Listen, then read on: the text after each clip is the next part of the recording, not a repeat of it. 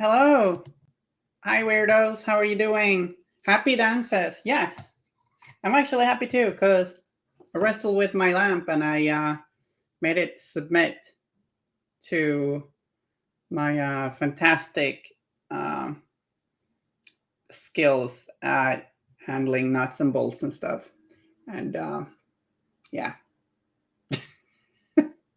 fist fight the lamp. Yeah, pretty much. Pretty much. Cuss words were involved. And I might have cursed IKEA a little bit. But yeah, it's all good now. Yeah, good lamp. Good lamp. So yeah, gonna continue painting Jin Baccara, or however you pronounce that surname. I don't know. Oops, seems like it's a little laggy.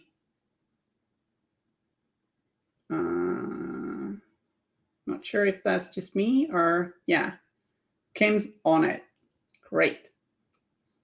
So we're gonna probably finish Jin today, I think. And we are going to be painting his trousers, his shoes, and we're gonna finish up all those swirly, shadowy bits that his hair merges into in a cool way. Maybe do some tidying up on some places of his blue, purple coat, jacket, and yeah, that's pretty much it. I think no, the lamp actually it won the last two streams. I was like, nah, I'm gonna be using like this lamp won over me. I'm not gonna like it was hanging by one bolt instead of two, but now it is not just hanging. It's actually like stuck well to the bolts. Great language in this area. So yeah, no, the lamp didn't win. I thought I would win, but in the end, I pulled through. I think I'll show off the English Ivan towards the end of the video, like we're finished with all the basing and stuff. But for now, let's just paint Jin. And if I finish early, I think I might brush a little bit on a Guild Mage. Quick.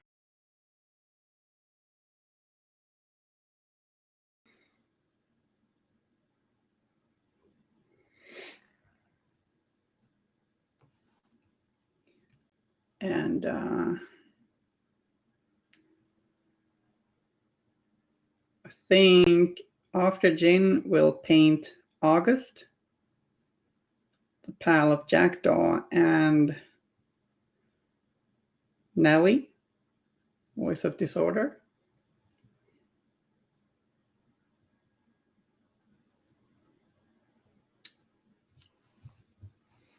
So, but that's next week.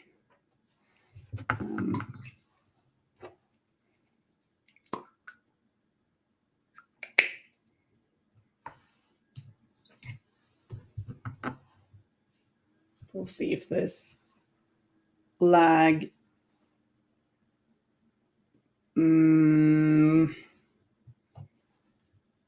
is gonna lighten up a bit. How are you doing under construction paints?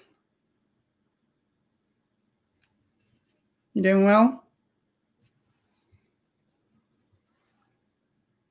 I think some of these highlights on the back of the cloak were a little sloppy, so I'm gonna clean them up a little bit. The base coat was Naga of Night, then we got to Zerius purple, and then Gene Stealer purple. And I feel like the brightest highlights were maybe a little bit rough in some places. Some just merging those layers a little bit. Smoothen them out a little bit. Smoothen, that's the word, yeah. I've also been considering like switching up the color of his tie. Maybe we could do it like a trademark cobalt green tie. What do you think?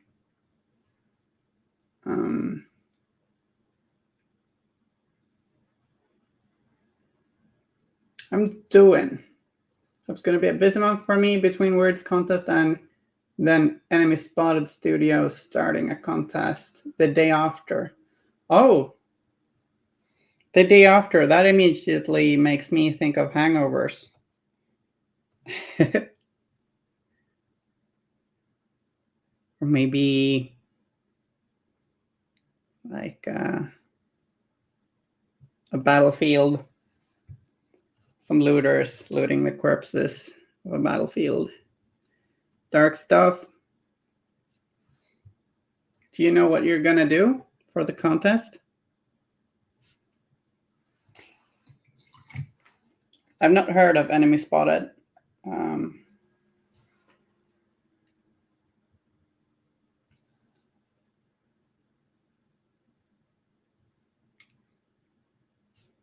Hello, McLove.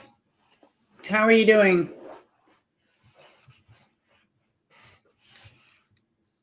I was planning on doing the art contest, but like the week just rushed past.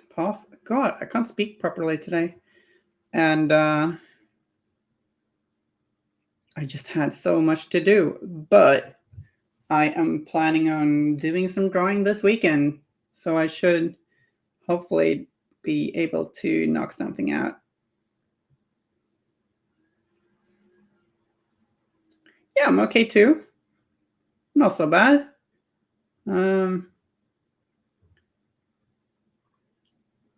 Like my neck's been rough, which can happen for, I know I've said that before, like got some problems with my neck. And it can be rough for, especially like people who sit a lot by the computers or paint a lot. And, but I've started some therapy for that. Some, what do you call it? Physiotherapy. So that's good.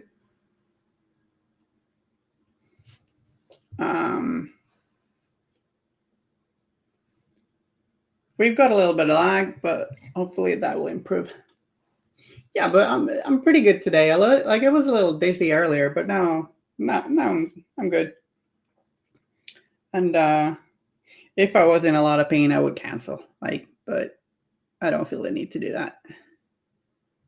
It's pretty fine right now. And Construction says painted some green and purple infinity model because they look good together, and I got really old hearing people make Evangelion comparisons. Oh yeah, well, yeah, like can see that. Still, I can also see that people make the comparisons. A lot of Infinity stuff have kind of the same vibe. In my opinion, I'm not super well versed in those areas, genres, aesthetics, but yeah. But yeah, I guess maybe you'd like some more comments on like your work itself instead of just comparisons to Evangelion. I can see that. Yeah, if you want to, you can send some images to me on Discord or Instagram or something. It'd be nice to see them.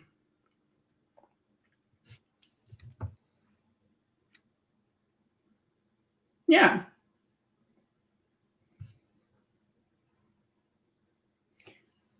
McBluff, I want you to pick the art prompt for me for the art challenge. Can you do that? You had a lot of fun art prompts, but I want you to pick. If you're up for it. You don't have to. Yeah, thanks, Under Construction.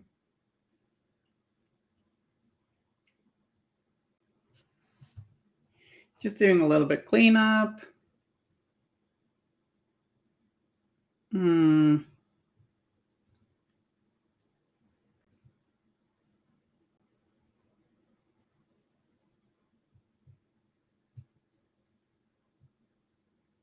Yeah.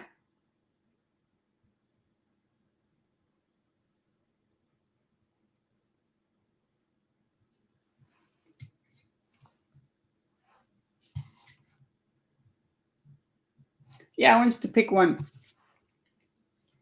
I don't think I've got the time to make more than one, but I mean, I can try one at a time, I'm thinking.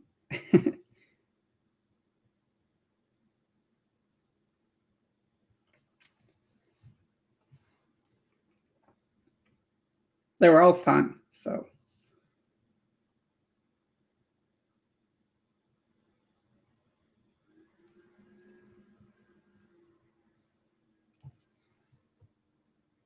You reckon I should go with a purple tie, or should I repaint it?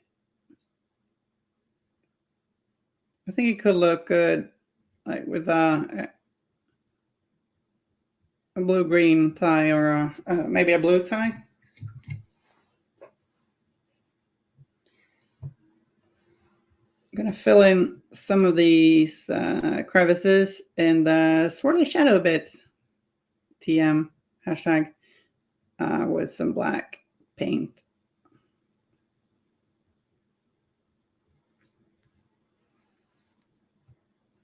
Like we got this cool thing going on with this miniature that his hair is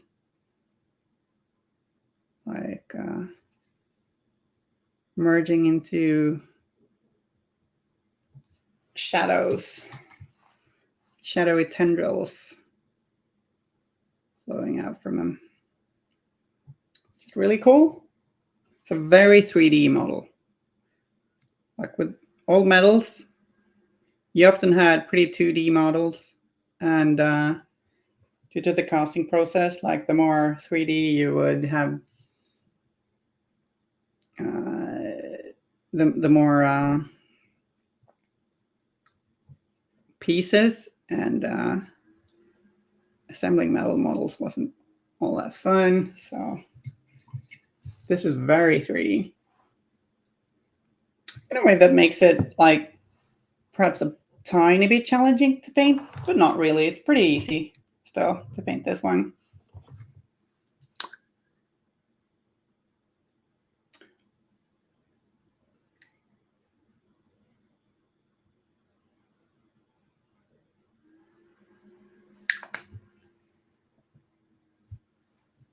Malfa Dog Park seems like it could be equally fun and disturbing, but how would you feel about Untapped Potential? Either one would be fine. But yeah, I can do Untapped Potential. I'll have to give that one some thought. Cool, thank you. Got the art prompt there. There was no time limit for the art challenge, so if anyone else wants to jump in, just speak to McBluff about it. I need to get back into drawing. I'm a little rusty. A lot of miniatures painting during the winter. Under Construction says, yeah, you need another purple color in there for the tie. Painted with that Louis Vuitton print. I am not familiar, but I get the feeling that you are goading me into doing something really advanced. But yeah, like we don't have to do like a single color. We could just stripe one. That could be interesting. Dotted one would be fun. I'm not sure dots would fit his pretty glammy goth image, but is this the most glam miniature we got in Malifaux?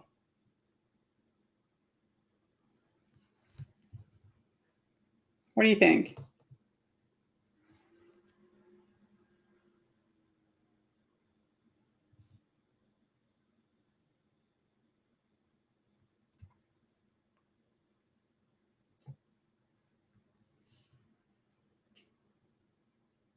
Currently? Now that's a mysterious comment. Yeah, maybe.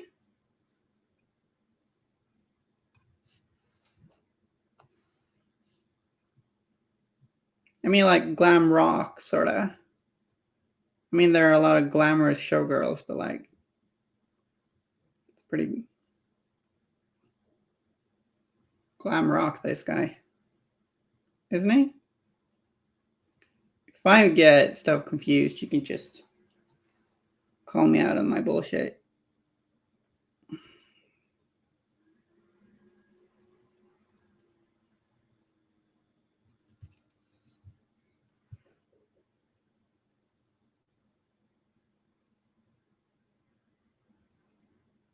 All right, of course, Dorian. That dastardly Dorian. He is very glammy and very, very goth. What's your name? Oh, it's Dorian. Dorian Crow. Enter Corvus Rook is like, dude, I've got 2 dark birds in my name. Corvus and Rook. Bitch, please.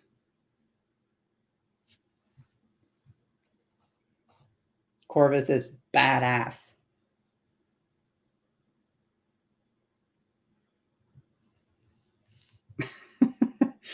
A lot of awesome names. Team Dorian or Team Corvus?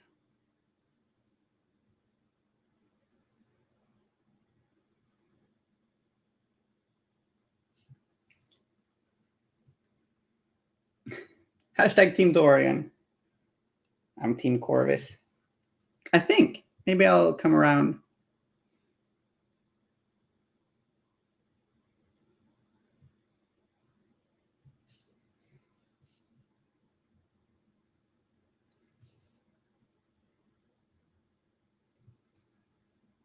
But Dorian is the most fab one, of course.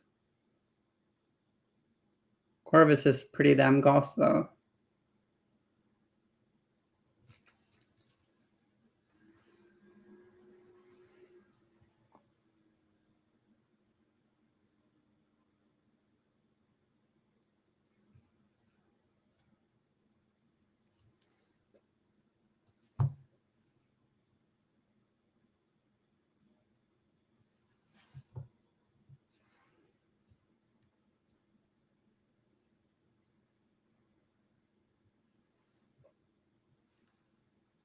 Heard Nicolas Cage is goth, so that's interesting.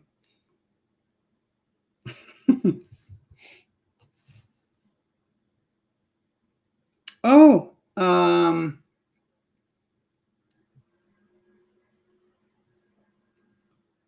I think next week or the week after we'll be raffling out this crew. Or crew, yeah. Malifaux Barnes box. It's not a whole crew, of course. It's an expansion, I guess.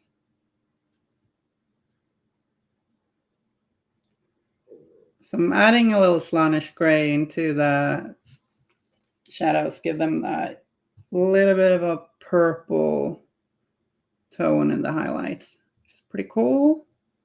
Or a lilac one, in between lilac and gray. Mostly gray. How's about the Right Honorable? I don't understand that comment. Maybe it's me being not a native English speaker, but like, or me just not being out of the loop and stuff, but I'm sorry, I don't understand. Team Dorian says I'm in construction. I'm gonna cosplay as him and maybe, and by that I mean just wear my normal clothes and put on eyeliner. Nice, nice. Yeah, there was this Halloween a couple years ago where it was like, it was before the pandemic. It was like, what should I be? Oh, I'll just put in some vampire teeth and put on my old golf clothes and I'll be a vampire. Very low effort.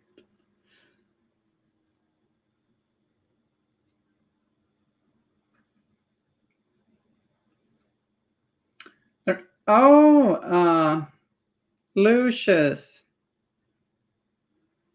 He's pretty fabulous. Yeah.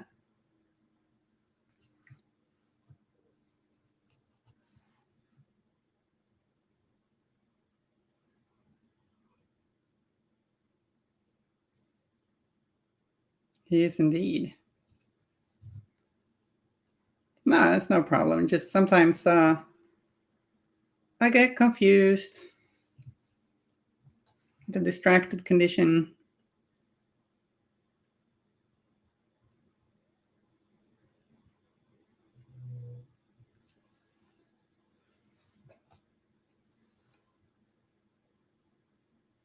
Seems like the lag is a little persistent, but I think we'll just soldier on. Is the audio fine? Seems like you can pick up on what I say, at least.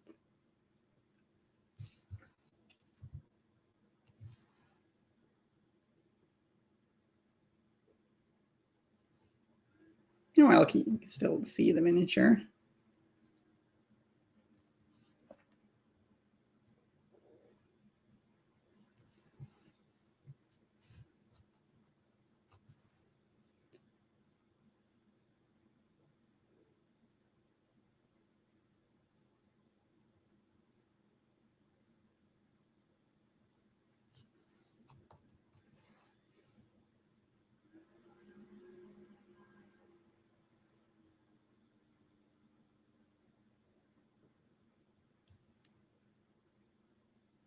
Maybe make this a little brighter. And yeah.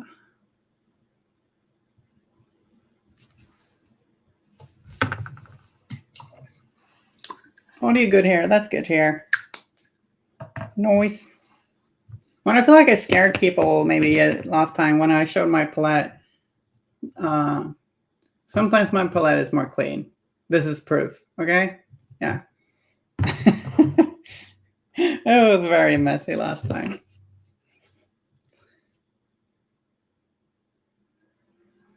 Like, I don't switch palette papers until I feel like I need to. And like, eventually it gets a little messy, you know?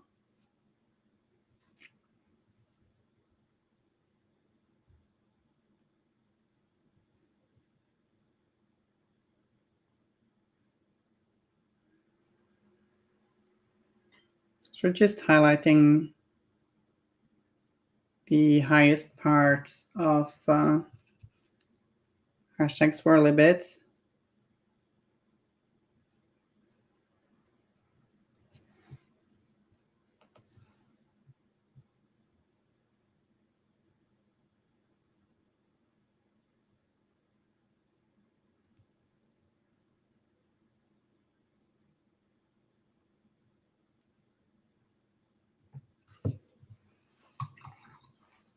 Maybe a little bit of white.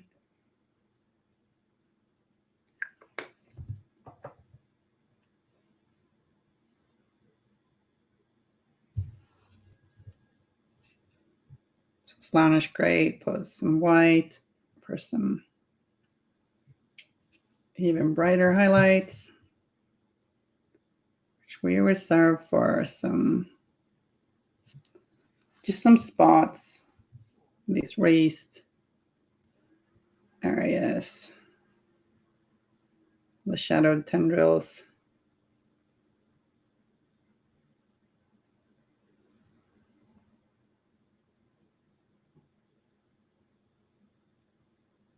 Tendrils. Isn't that like the name of Hungering Darkness's attack or something?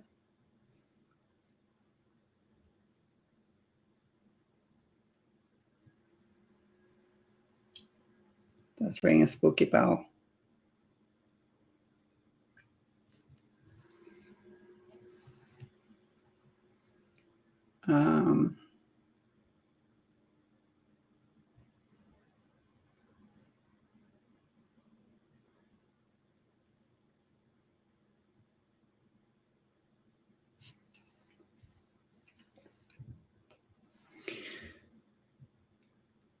Been replaying the PlayStation game Until Dawn. Such a good game. If you haven't tried it out and you like horror films and got a PlayStation 4 or PlayStation 5, check it out. Like 6 years old, but like it's very like playing a cheesy horror movie. And if you ever felt like, oh, I wish I could just make the characters do the right thing instead of this stupid mistakes they make all the time, then you can jump into their shoes and try and get everyone to survive, or just try and get everyone killed. Whole lot of fun, especially playing with a friend or a partner. I know you played it. Realize not everyone's playing video games much, but sometimes it feels like like everyone in the miniature hobby also plays video games, but it's just assumptions based on my tastes.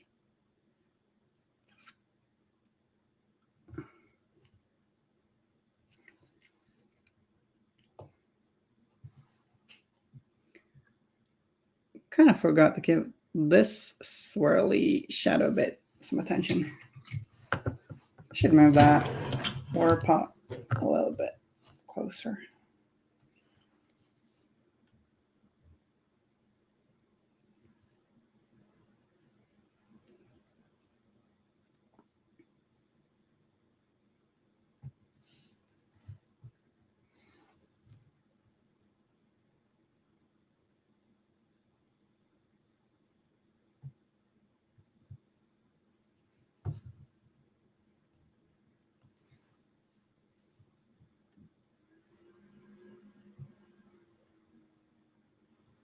It's a little fun highlighting shadows. Like, where do you put the highlights? And I'm painting them kind of traditionally, but I guess there's a lot of different ways you could go about it.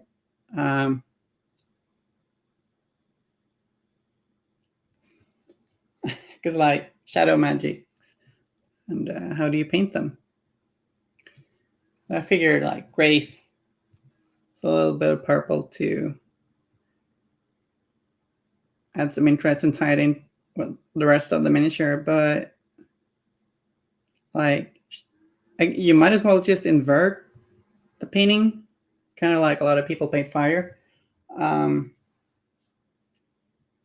or like do some other cool effect. It's an interesting thought. Like, how do you paint shadow magic? Could always try.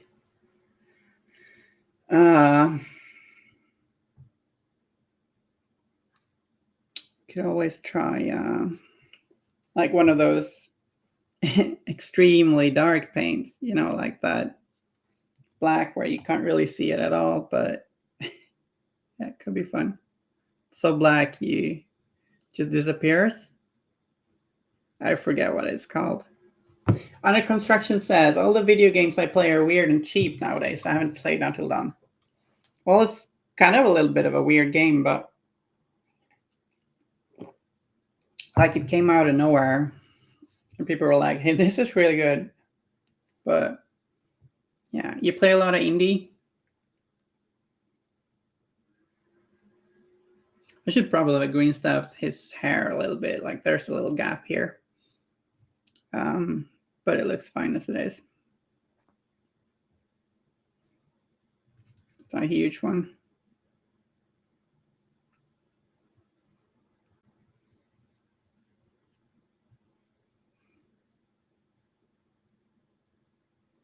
I did play Weird and Sheep one game, I guess. I did play Inscription. Just trying to fit into that Weird and Sheep category.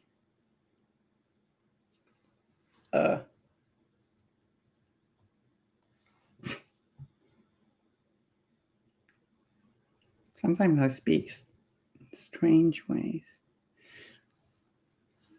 I think it's easy when you're streaming to be like very aware of how you're speaking.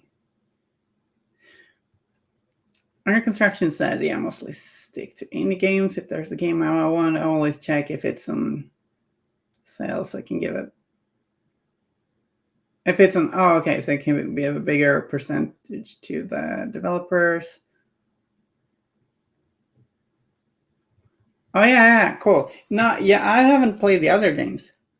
Yeah, I don't have a like there are a bunch of indie stuff I'm missing out on, I guess. Well, there are so many games. But yeah, it would definitely be interesting to try out more of that guy's games. I really liked Inscription. It was very good. Middle part of it was perhaps the weakest one, but it got stronger again in the end.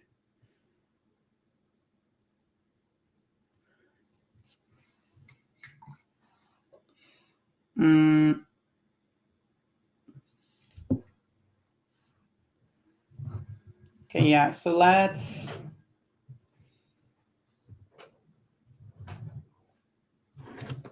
Shall we try...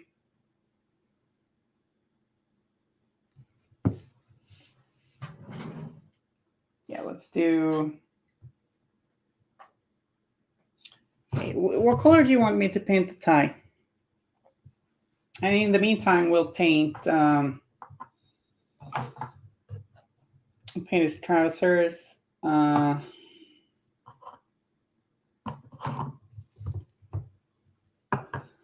Maybe a more neutral gray.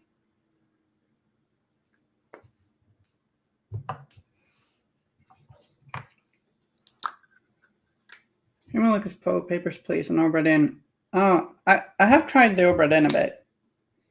The art style, while really cool, is something that I find a little tedious in the long run. So like it's not like I can appreciate that the art style is good and cool and very interesting, but it's not really my cup of tea.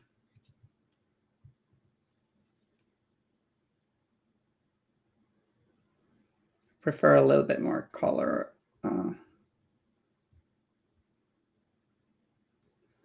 Some of my favorite developers. Construction out of Spain makes good games that make me cry 100% of the time. Wow, cool. Have to look that up. Games can be really powerful. No, I cried from playing Last of Us 2 and maybe Last of Us 1, probably. And Red Dead Redemption and Hellblade: Senua's Sacrifice.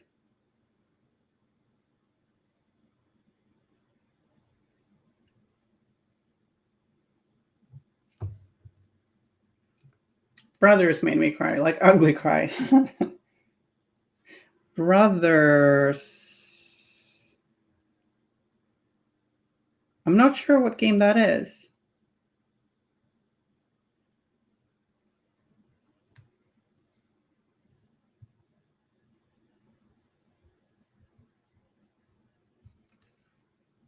I have to look that up.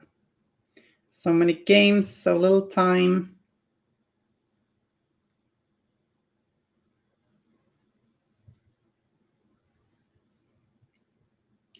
So I'm painting his trousers with a mix of, well, Dawnstone, pretty neutral gray, and black.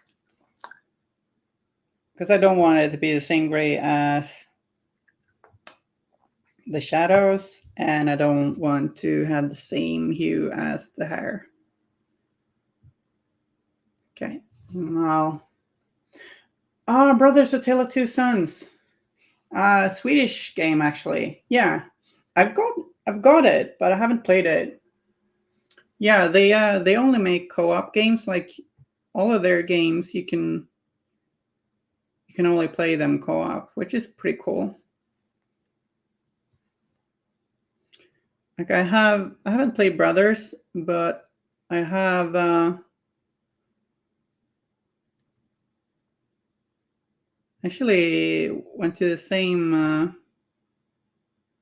classes as one of the guys who worked in animations for that. Yeah, I played two of their later games. What's the first one called? Like the latest one was It Takes Two, which I thought was a lot of fun, although a bit too long and dragged out.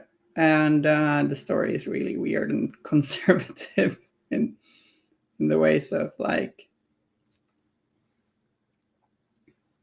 it has some weird messages, but really fun co-op.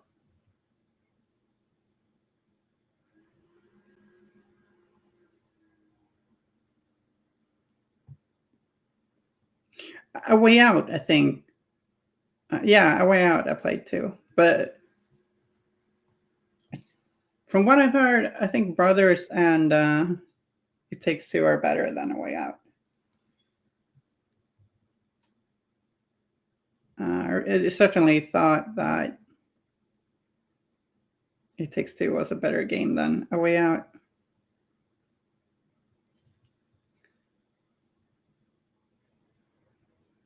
Yeah, it's an interesting studio for sure. It's fun they're focusing so exclusively like on co-op. Because I love couch co-op. When there's a game that has co-op and you can only play it online, I'm like, oh man, what about my couch? Having a friend over.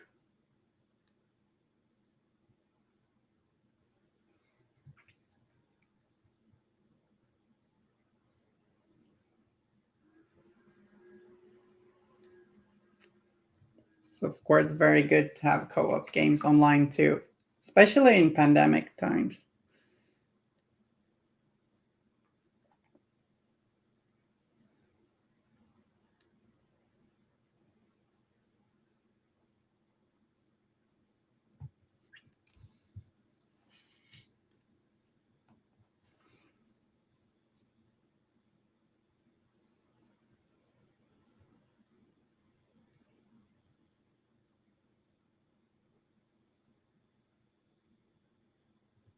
I think Brothers was one of those games where I was like, oh, it's on sale. I'm gonna buy it.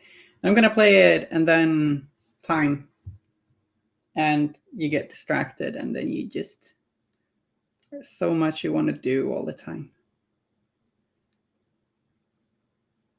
Maybe Tara could help me with that.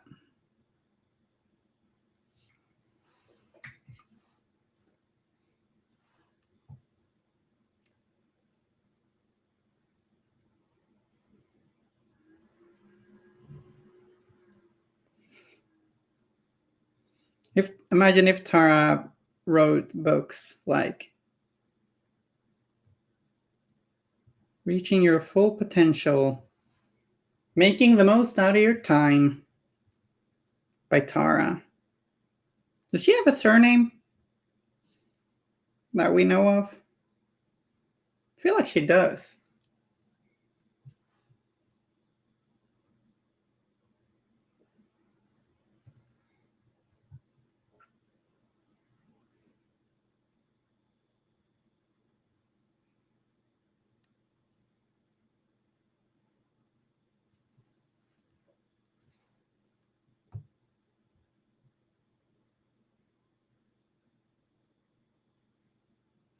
Bluff remembers.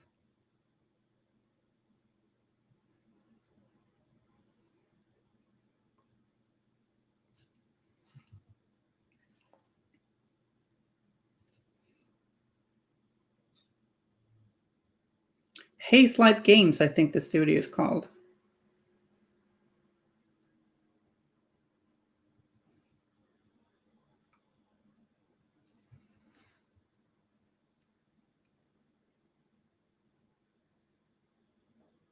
We're up on Gaming YouTube. Oh, that's fine too, right?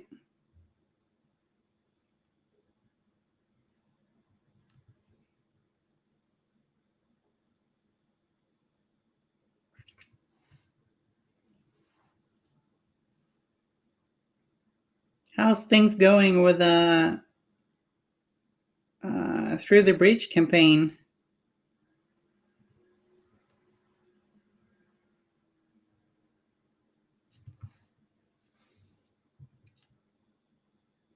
Pitting some pure Dawnstone now to pick out.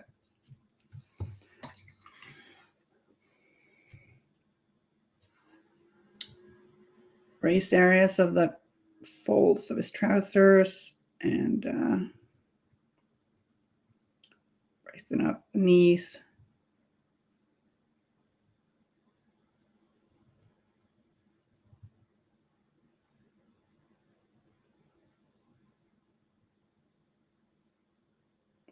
I'm thinking he probably doesn't have the most worn out jeans though, or whatever his trousers are.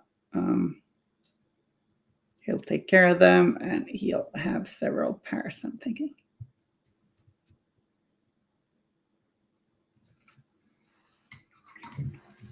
It's not really. All right, it was a one shot. I'm sorry. Still in the planning stage.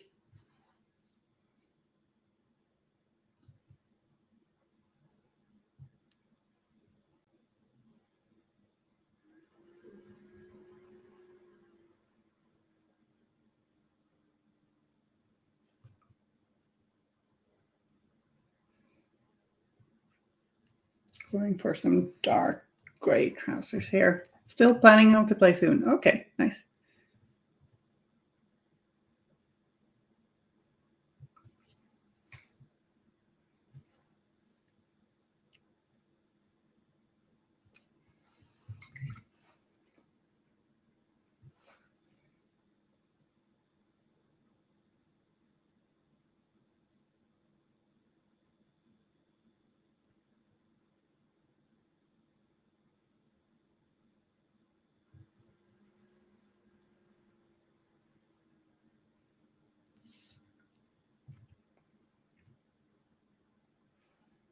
Oh, you're playing in a one shot tonight. Is that Through the Breach too?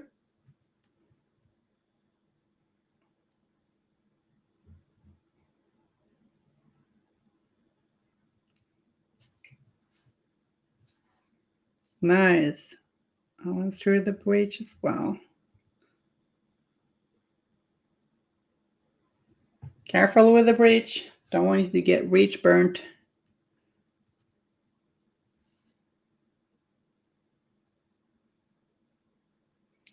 Lots of creases and folds and stuff around the hips.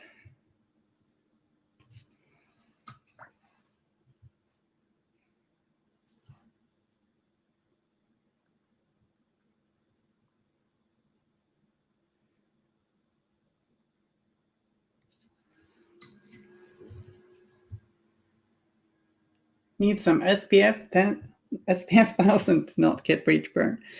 Yeah, that probably helps.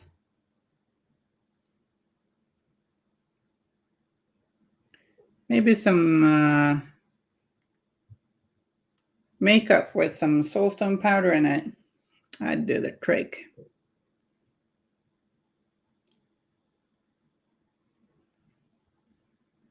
Soulstone infused foundations. Great idea for a product.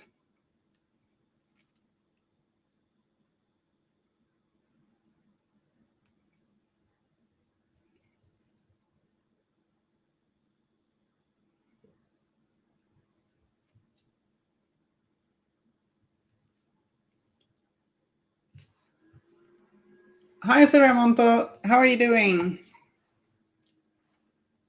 We've got a little bit of lag here, but we're soldiering on nonetheless.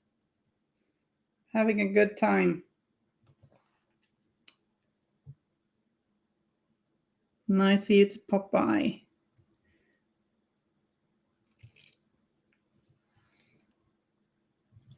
I have a theory it's Tara who's meddling with the stream.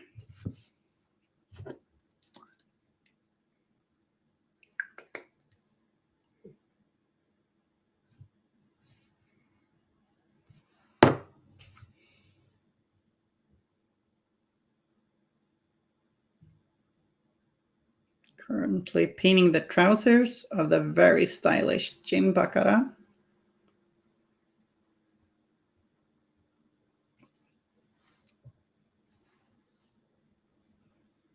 If I'm butchering that name and you want to correct me, that's totally fine. You can do that.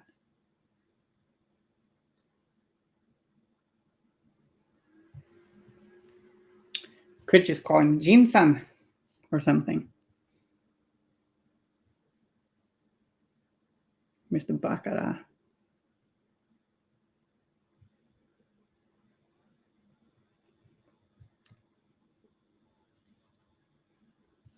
Currently building the... Oh, everyone doing good. Just got the last 2 boxes from my Lady Justice Crew and the last for unload today. Nice. Tara, those 40 SpaceX satellites that just fell out of orbit. What? What is that? That doesn't seem like a good thing. So something went up and something happened, huh? Oh. Some satellites just fell out of orbit? Like, meh, screw this, and they fell out? Sounds great. So I'm currently building the Pale Rider. Nice! I really like the Pale Rider, both in terms of aesthetics and the amount of evil it is on the table. I got the old metal Pale Rider, which I really like. I need to paint that someday.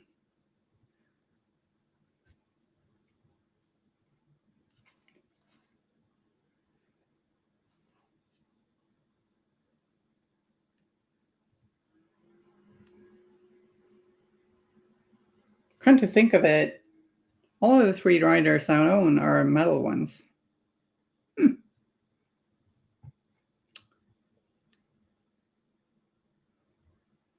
Retro models are fun.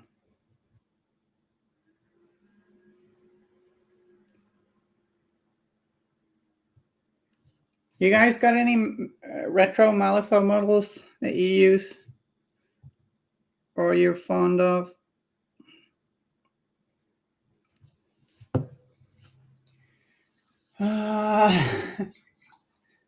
Under construction says, yeah, geomagnetic storm just knocked down 40 satellites. They were in low orbit and went to safe mode and couldn't be brought back online to climb out of the terminal re-entry.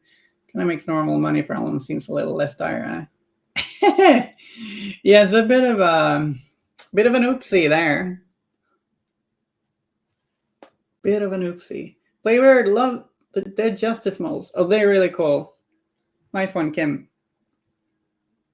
I'm really nostalgic about the old metal showgirls and the old metal Teddy, because they kind of are what really brought me into the game.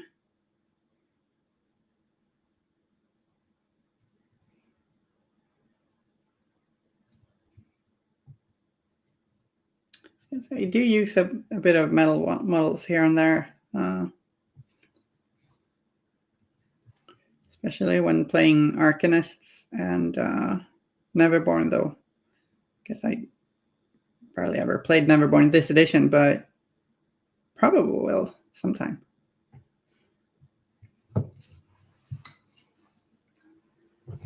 Okay, let's paint the shoes. I'm gonna pull out some dried bark.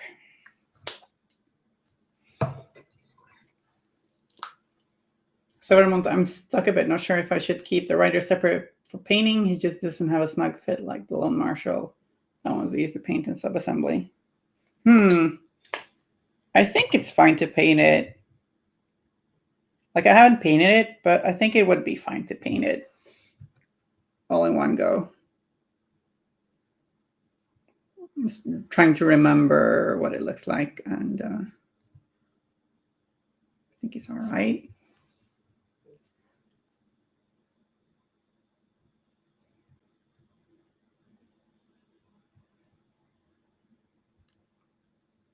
I thought this miniature would be harder to paint, like all assembled like this, but it's not very hard at all. Might have been a little bit more difficult if we got it on a base. With this cork, we can reach difficult areas a bit more easily, I think.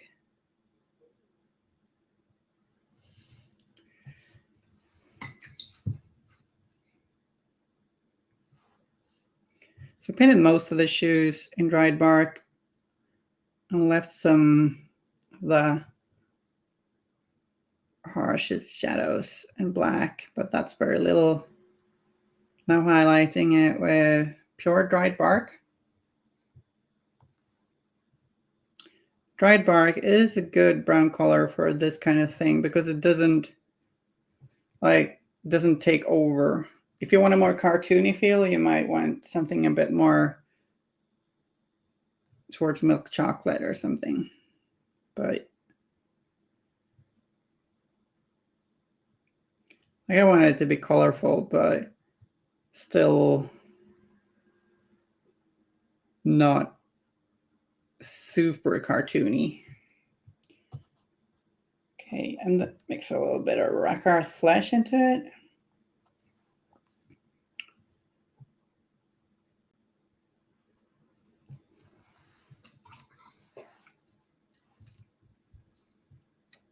Under construction says I'm partial to the old metal models for the Perdita family keyword. Not that the new plastic ones aren't great. Oh, nice. Yeah, I know those are really popular.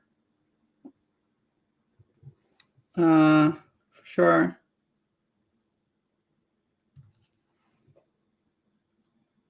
They're not bad.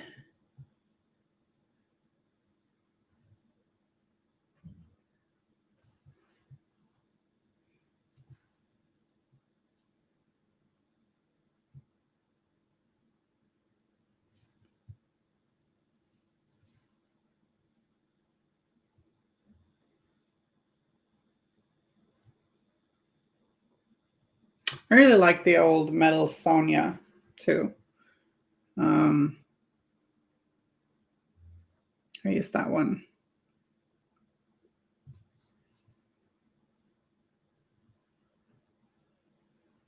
It was the first miniature that I used in the game when Marcus taught me Malifaux back in the day.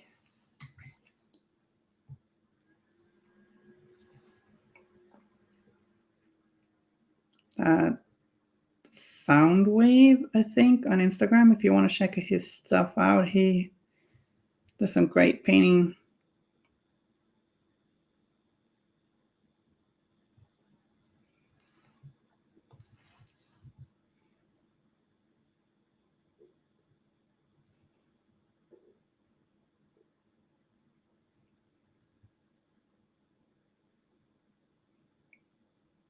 Oh, well, cool announcement. So I'm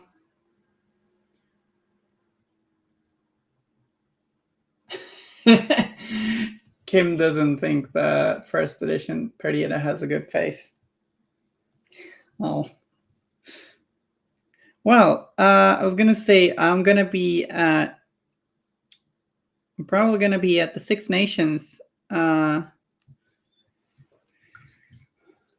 tournament event in Scotland, in Stirling, in May. So that's gonna be a whole lot of fun. If I remember correctly, it's Scotland, England, Wales, and Sweden, Spain, and Poland.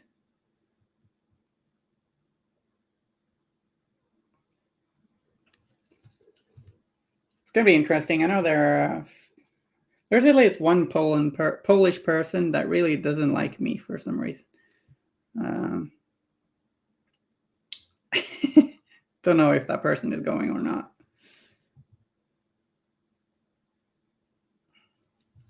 Always had a good time when I've been at tournaments in the UK. I've been at the ITC ones, UK National ones, and Scottish GT ones. Under construction said, "You always say that about her." Oh, this is gonna sound weird, but I don't recall what her face looks like. Mostly just recall her hat, super long flowing hair, and showing off her tummy.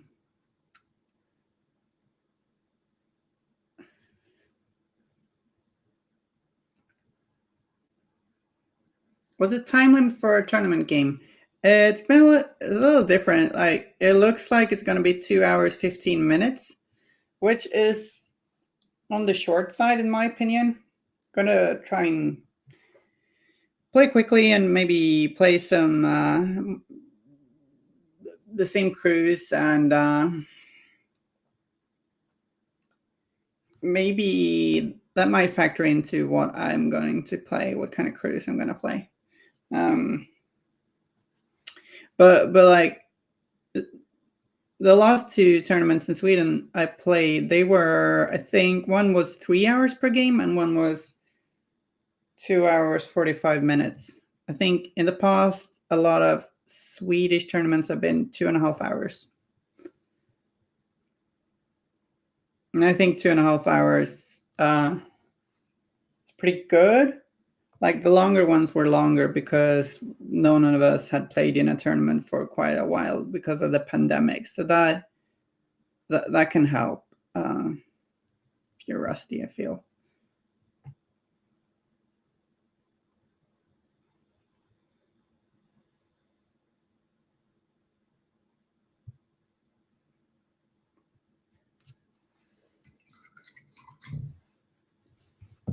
So I haven't played much yet. Most games I played took about 4+ hours. I guess I need to get much more practice in. I mean, that's not uncommon. If you're at home and you're like pondering decisions a lot and you're like reading on your cards, that it does take quite some time. Like, if you allow yourself to do that, it can take a lot of time. It's not rare for me to play a 4-hour game either, at home. But that's also because I jump around a lot, try different crews, different masters. I like to try a whole lot of things. I'm a bit of a Malifaux hobby butterfly. But when you're going to a tournament, it really helps that you've played the crew a lot. So you don't really have to look at your stat cards. And when you're at that point where you know your model, so you rarely have to look much on your stat cards, it starts to go pretty quickly. And if you're faction hopping or switching masters a whole lot, it's going to be more difficult to play a tournament game. And yeah. You can practice with a chess clock or just set timers. But I think it's important to be aware that, like, turns 4 and 5 are almost always going to be much shorter than turns. Like, turn 2 is often the longest, followed maybe by turn 3 or turn 1. Because turn 2 is often where shit hits the fan and action starts. But sometimes you can, like, if you start playing really cagey, it's very easy to fall into that umming and ahhing thing, activation control and what to activation order and what to do, like, and then suddenly you realize turn 1 has taken way too long. So it can be a bit of a problem with time limits in miniature games.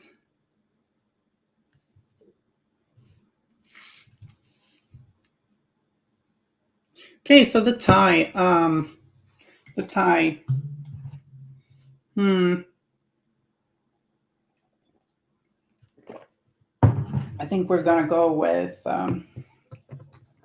good old Kabbalite green.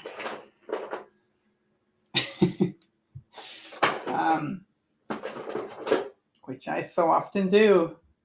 It's a favorite color of mine.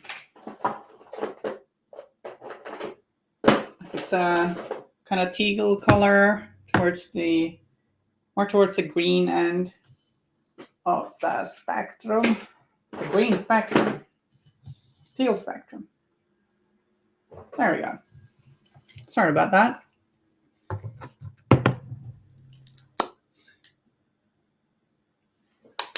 Also, some crews are slower to play than others, I guess. Like some are pretty straightforward. And some are very complicated. And summoners can take more time. Since you're creating new models all the time. Like if you play Hamelin and you just transform models into other models, you need to have that stuff down.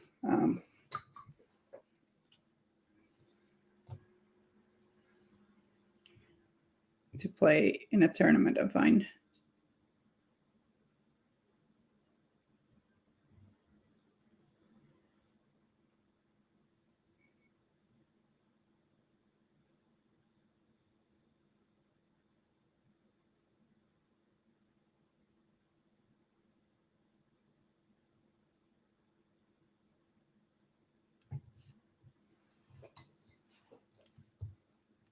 Guess everyone has kind of a favorite paint. Mine is Jade Green from Vallejo Game Color.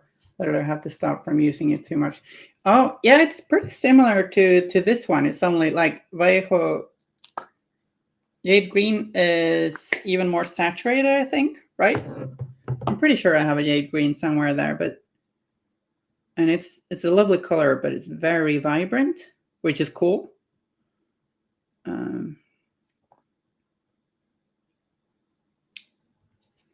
I like it too. Also play Yanlu. I guess he's one of the mouses with more interactions. Yanlu can take a little practice to get quick with, I think.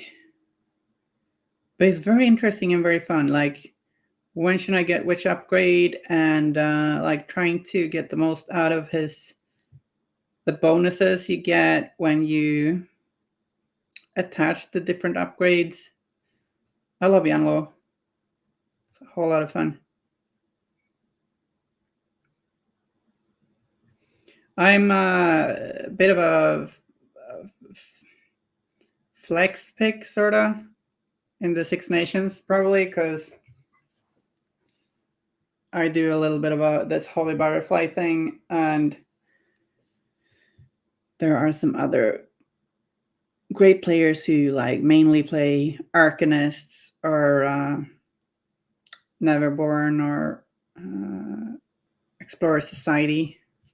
So I was like, nah, you can, if you come, you can play those. No, I can be flexible. So depending who doesn't show up, I might play something different. Maybe Reserves or Guild seems like maybe they're the most likely for me to end up playing. Spiridine says, hate it when meetings and work get in the way of hobby. Well, I'm glad you're here now. We are almost finished, I think, with Jin. Repainted the tie in good old Kabbalite green. because you needed a little bit of a spot color, and kind of like this because now your eyes are drawn to like the things that really stand out against all that black, gray, and purple. It's a contrasting teal and his rosy / orange face. So I kind of like that. Bit predictable with my color choices sometimes, I guess. But hey, Misaki was black and yellow. And I actually painted Ivan's tie red. So the stream is pretty laggy. But we're painting anyway. Having a good time, I feel. I hope you are too.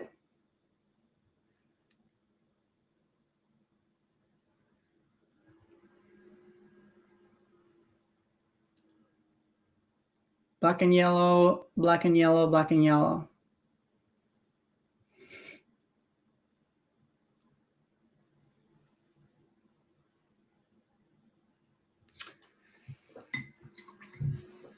Under Construction says Malifaux is a weird tournament game. Turn times tend to compress greatly as the game goes on. Turns go faster as model counts drop.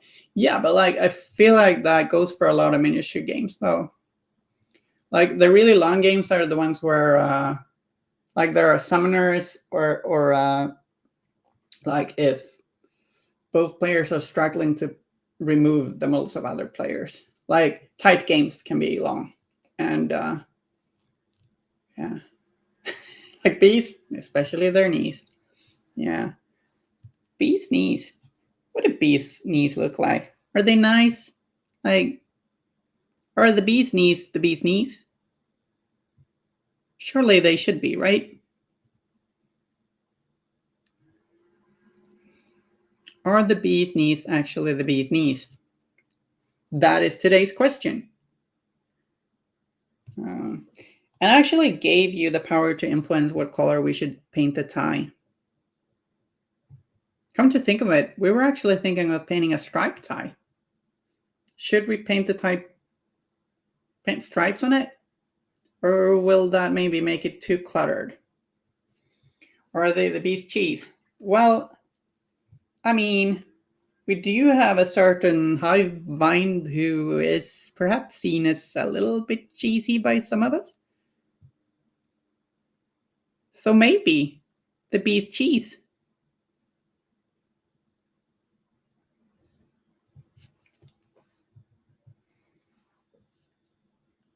Chat has gone pure silly. Who would have thought? Meantime, I'm here very serious, you know. Such a stylish guy, this guy. Mustaches are pretty fun to paint. Don't know why.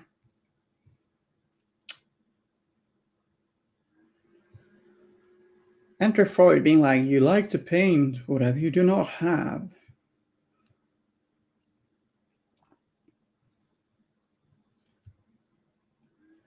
My ire is reserved for word Kyle. Did you ban Kyle? Aww.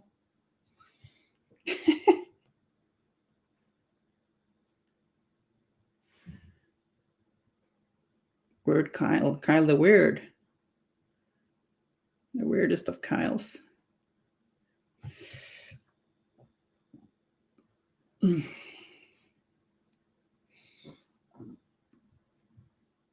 sorry.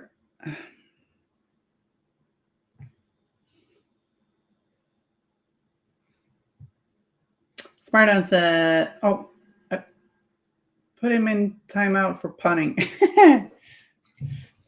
It's not pure silly. There is at least a 7.2% amount of shenanigans in the chat. Oh, I like your Freud voice. Thank you. Thank you. I like doing voices and weird sounds. I actually don't remember what voice I did, though. But yeah.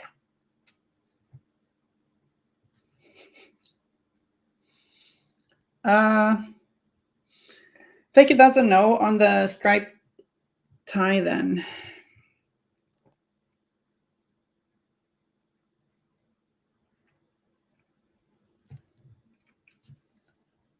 Can't ask Spiredine for advice on how to paint some clothing, by the way. He'll just say, oh, paint it pink, paint it polka dots, something like that. So the question wasn't directed against to Spiredine. No offense, but you do. You know you always do that. I wonder if I should paint. How should I paint this? Paint it pink, paint it polka dots. There's a time and place for pink. It's not all the time. Unless, of course, you ask. Oh my god, I don't recall his nickname. We do have a Malfoy community member who just paints everything, every crew pink. It is the truth, and I'm highly offended by it. Oh yeah, there are a few of those models. So I want to actually, I think the Misaki I painted a few streams ago, she was 4 pieces.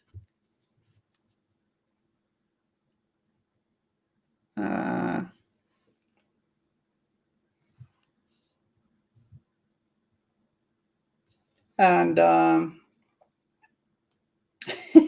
my favorite model, assembly-wise, is Sensei Yu, who's 3 pieces. Like, everything is the same piece, except you got 2 separate feet.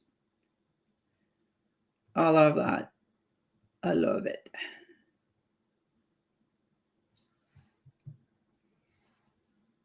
Feet sold separately.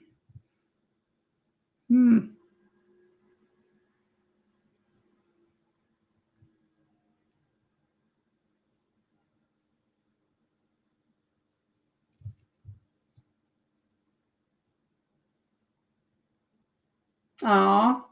Well, you know, pink is actually just bright red.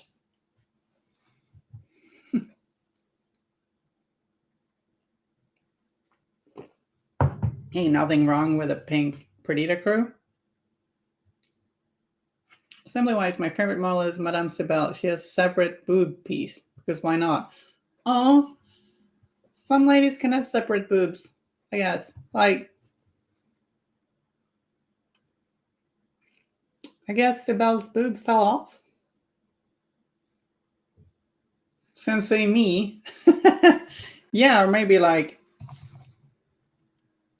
it should maybe be spelled like Sensei me, like that. That'd be cool. And silly, very silly. Look, I wrote in the chat.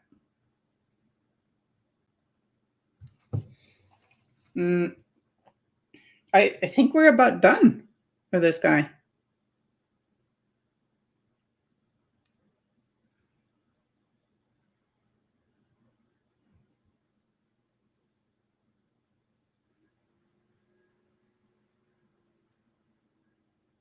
I feel like we could just poke around tidying up things forever, or we could just call this guy done.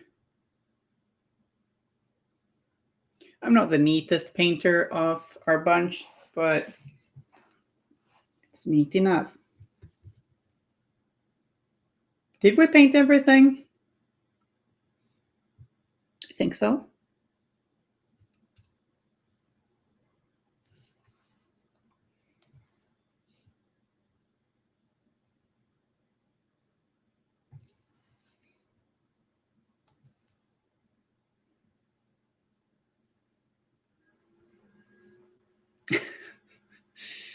Oh man. I think his name is Jin, so why should we call him Don? Well, he's a real Don, you know?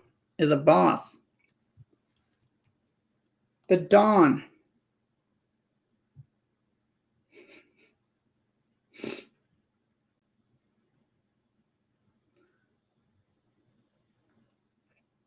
Spiredine, are you the ogre magi from Warcraft, or one of the magi? one of the heads. What do we call his? Well, I thought his name was Jin. I'm sorry, that was mean of me. It was a pretty funny little joke.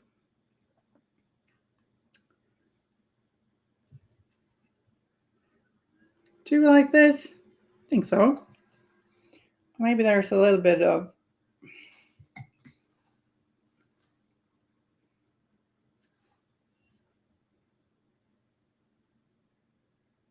like that. Blend together a little bit there.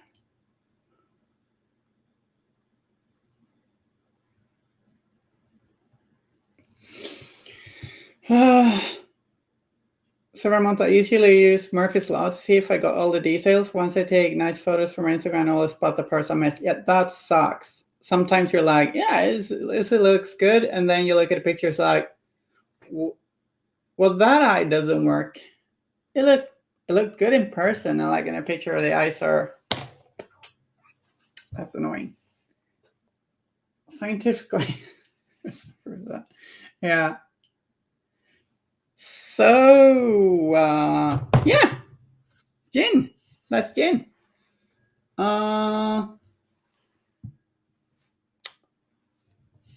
do a little bit of a Guild Mage painting, I think. Guild Mage. Whoop, whoop.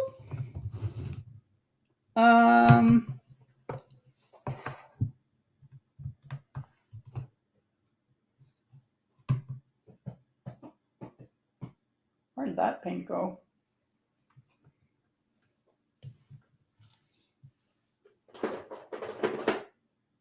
Excuse me. Caddish and Flesh. That's what I was looking for.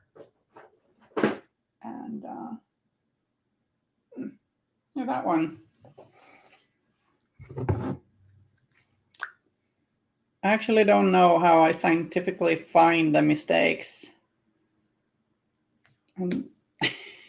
But yeah, I mean, like, yeah, I guess using a camera is using science. So I'm gonna start off by base coating her skin, Caddish and Flesh, which is a good medium dark, I guess, flesh tone. It's pretty nice.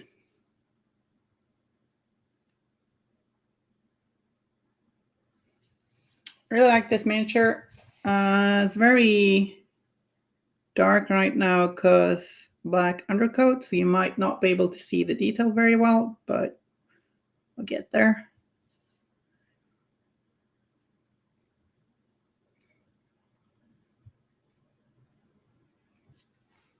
Really like all of the Guild Mages. You do seem to mostly start with skin. Yes, and I've actually touched on this several times. There are a lot of people who are painting inside to out, which means that you paint whatever it is the most inside, and then you work your way outwards. And that is like a common reason for that is because often it's easier to start that way because things like the skin might be difficult to reach, and therefore you can afford to make those mistakes early. And then work your way out to like shirts, armor, etc., belts. But I also do start with skin because, hey, do you see? Because this is the way, yeah. In my opinion, it is. Guild Mage, a little reference picture. What, like, because sometimes a little bit hard to see what is what when there's magical effects going around. Okay, thank you. Yeah, I paint skin first because usually the face is the center of the model, like it's what your eyes should be drawn to. And my reasoning, and there might be different ways to, or probably different ways to think about this.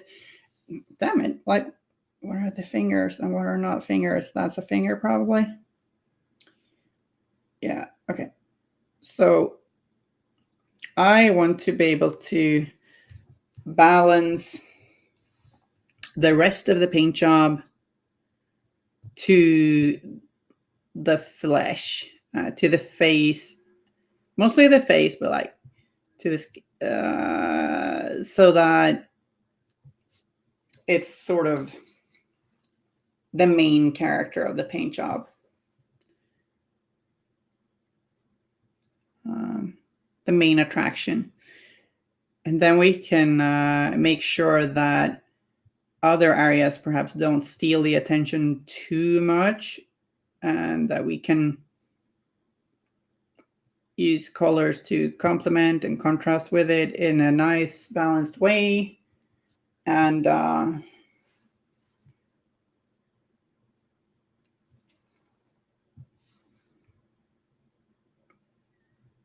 also a lot of it has to do with the values. Like you might, so very often very nice to do very,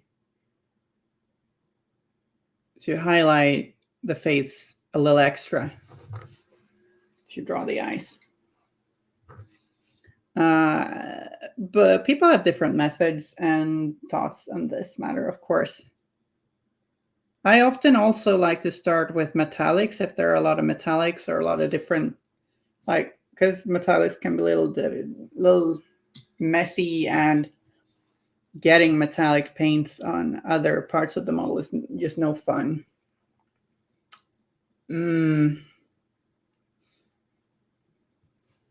Hey, I painted that model. Star, star, star. What do you mean by star, star, star? Like, what is that? What does it mean? What does it mean? Oh no, the wet palette needs to be more wet.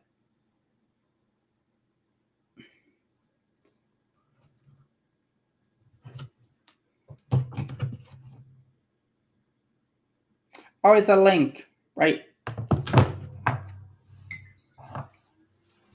All right, though. Yeah, it's the first miniature from this box that I paint, actually. And maybe the best one. At least in the guild section.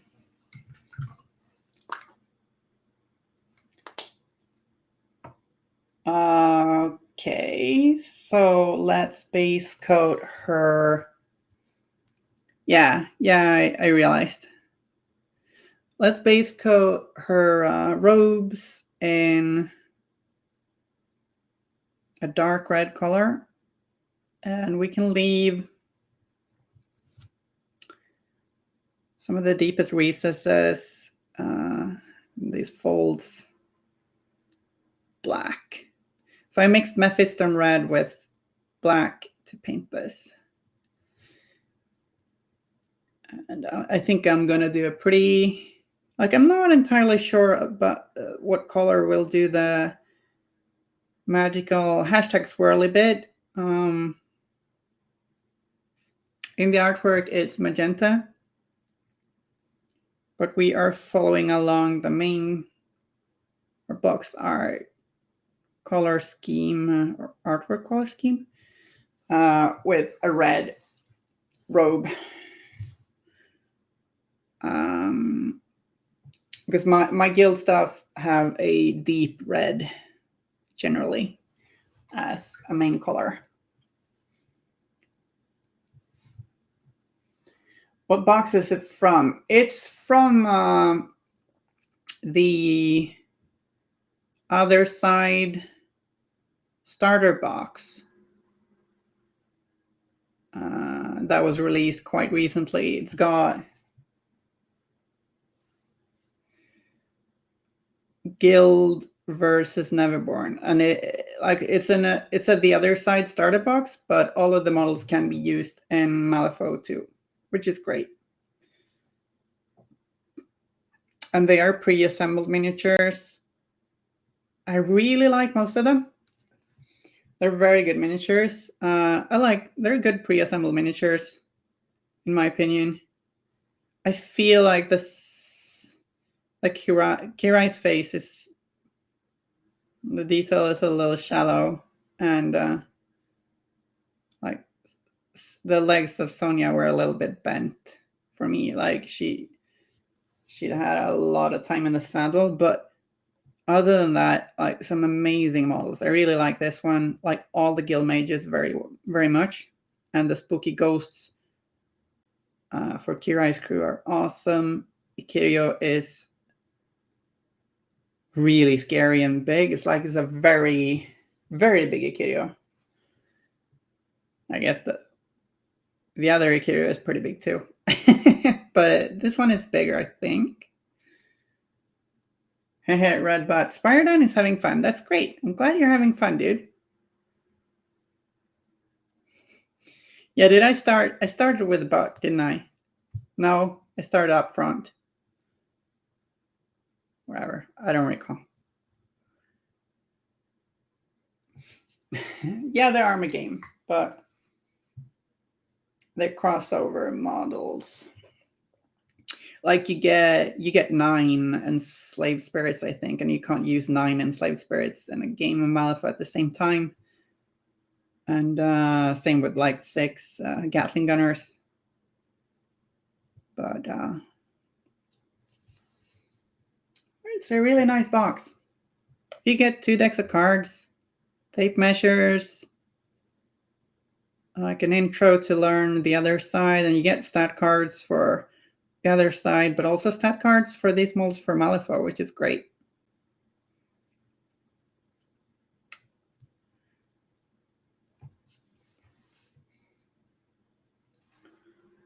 And it's a must-have if you are a guild player or probably a wrestler player too.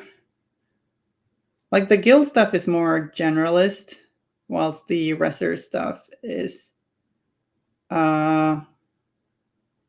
very Kirai themed. Although you can use them with others too. Spirodine's pretty much wrestler's expert, if anyone's curious. The Urami stuff was so much fun. Nice. Yeah, I like your paint jobs.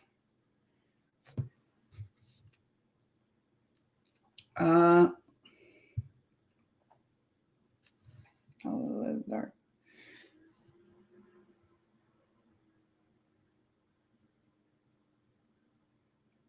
I'm eager to paint them as well. It's just so many cool models to paint.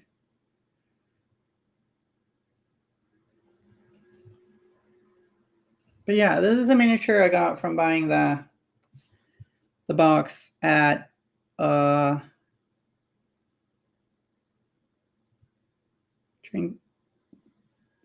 Gen Con, right?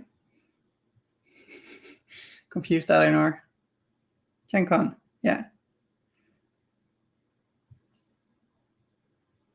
Yeah, right. They're good with many masters. Like they're very good models.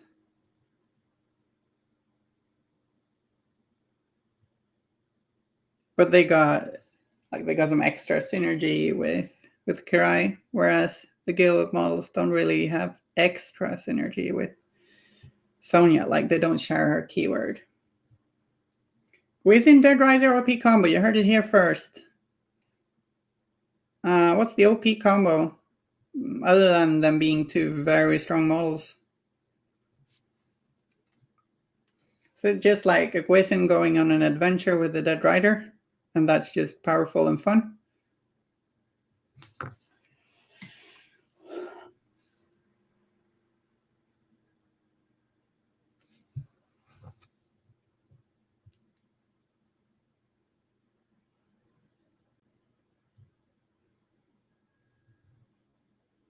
Guild mages have some nasty combos.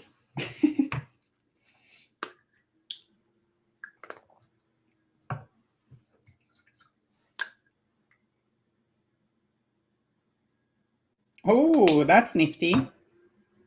You can ride with me with the Gwisen.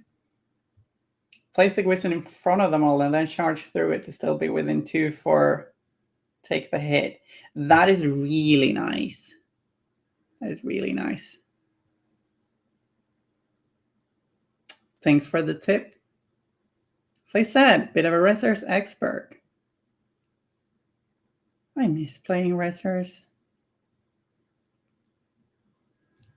But if I end up playing Guild at Six Nations, this miniature is probably going to make a few of those crews.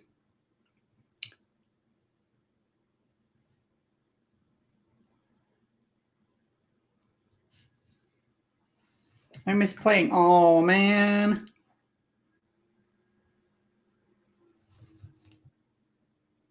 Oops. I got some of this paint got a little bit less red. It's fine, I think. Yeah, some more red to the mix.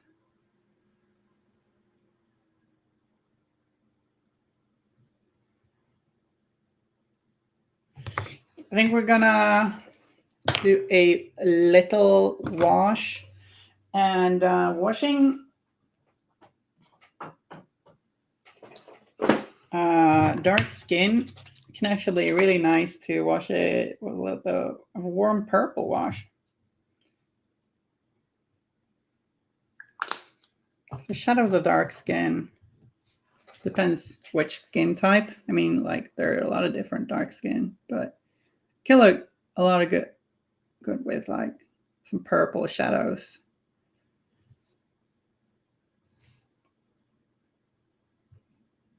It should be subtle, not like super purple magenta stuff. Let's do a purple wash.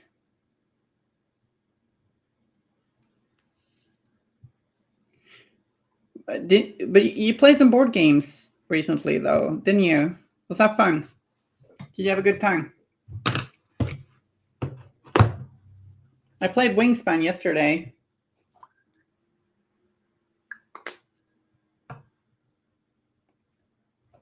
Apropos board games.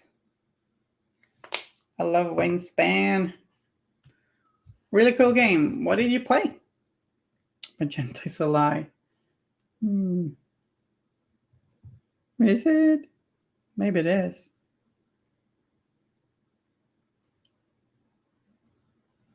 Is it one of those, did you know this color is a lie thingies?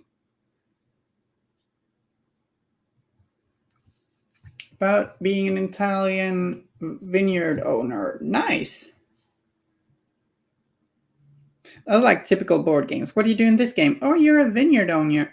Well, vineyard owner. Nice. Do you remember what it was called? Oh, right. Viticulture. Cool. That's nice.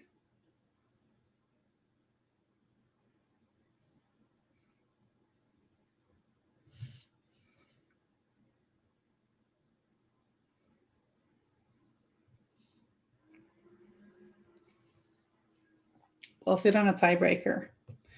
Nice, though. Take it, it's a game you'd like to play again. I know Weird Vagrant Song is going hot at home at Kim's place. I'd like to play that too.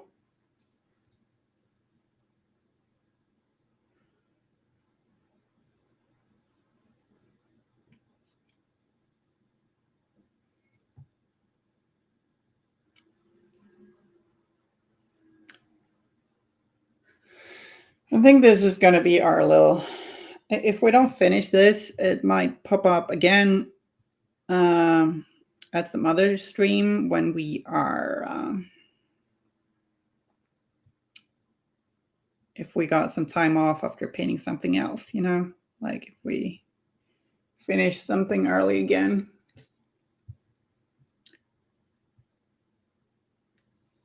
Well, in between our miniature.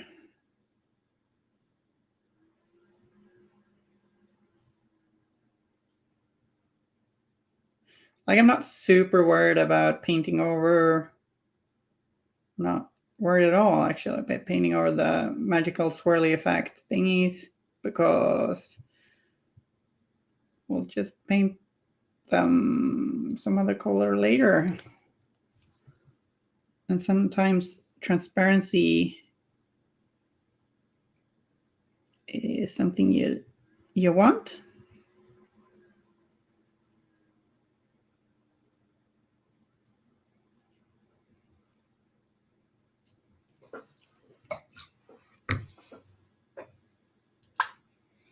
Spiredine says, apparently this weekend will be some sort of train simulation about the 19th century. Huh. Interesting. Game about trains that is not Ticket to Ride, huh?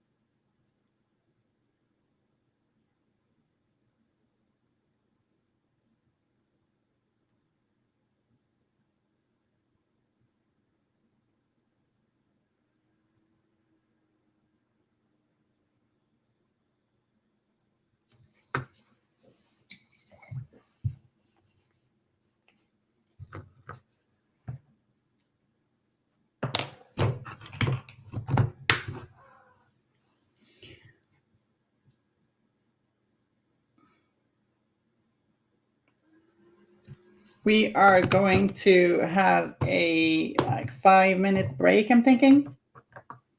And then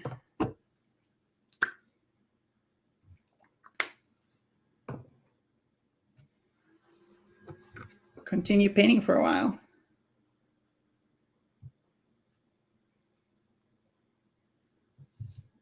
Just repainting a lot of, like, most areas of her skin with Cadisham Flash, leaving some of that purple wash in the recesses. And like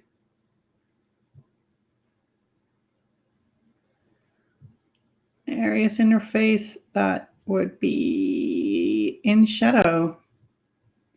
Game is called Arcane MS Railroads Come to Mississippi.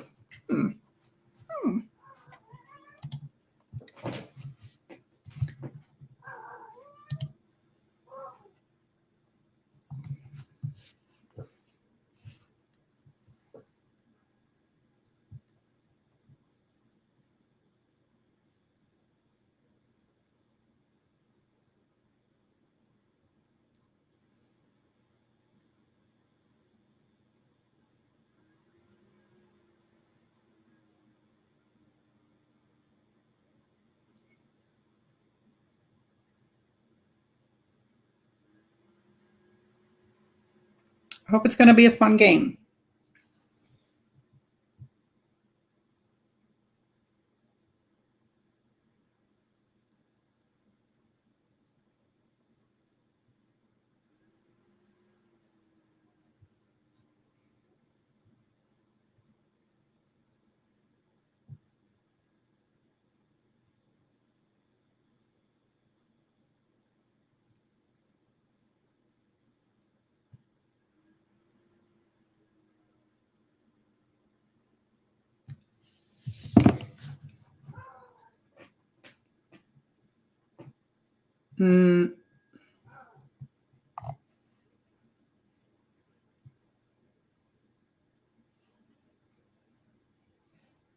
Oh, I missed earlier. Spire said, I'm usually start from the part that I can fix this when I mess the other parts up and spill paint everywhere.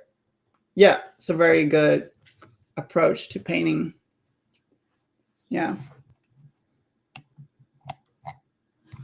We're speaking about like what part of the model you paint first.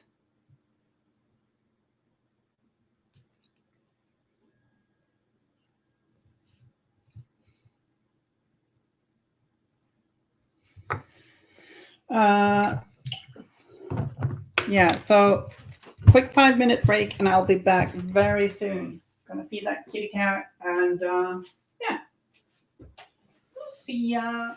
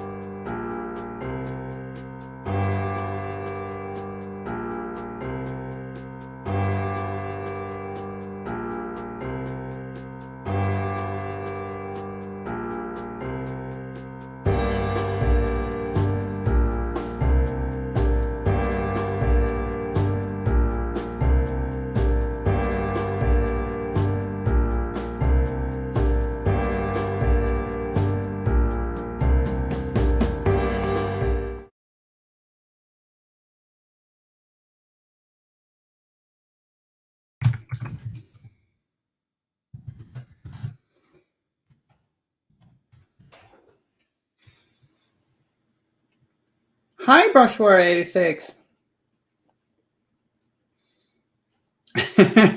Playword says, Kitty must be fair. Kitty will make her pay. Yeah. She's actually not being too... She was mostly just staring at me, making her feelings known. She was not yelling at me this time. I'm talking about the cat. My master, yes. Strawberries aren't actually birds. Uh-huh. What do you learn? Huh? Is that knowledge you've learned, Spider? Favorite. Kim says that a fair amount of people would die trying to make a Waldgeist into a friend. Yeah, I think that's fair. That's fair. Probably something that would happen. Like it was a cute Waldgeist, okay?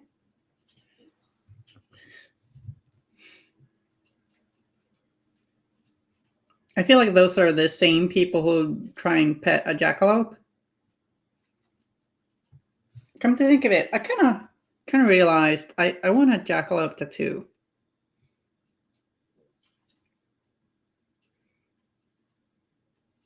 I think maybe.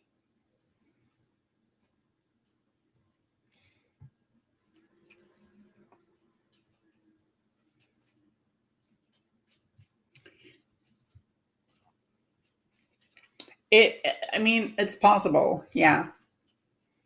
You have a Waldgeist friend? What?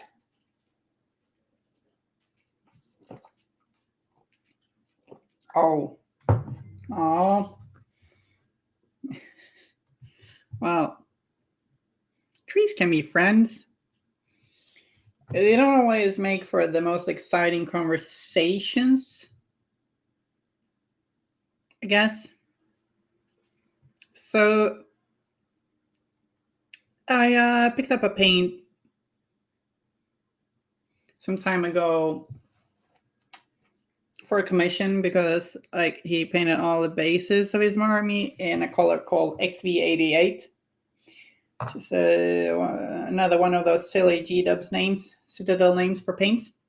I was like, hey, that could be a good highlight color for the skin I'm going for here, actually. So I'm mixing some XV88 into the Kadashan flesh to highlight this. It is a base paint, so it's sort of like a foundational paint, but we are, like, it thins like normal paint, so we just thinned it.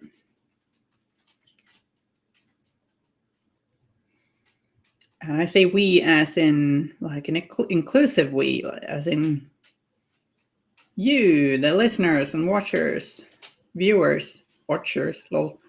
Not the royal we. Oh. Suddenly started raining quite a lot. Cozy. Does it taste like normal paint?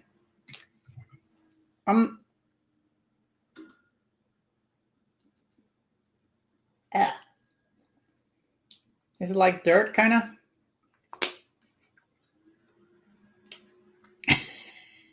That one's for you, Spiredine.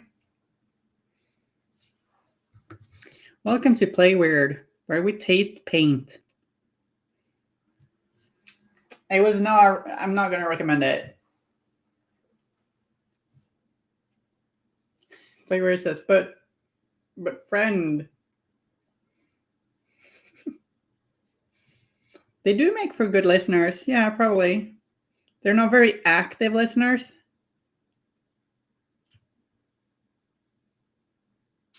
They're very good passive listeners. We are all here watching paint dry, yeah.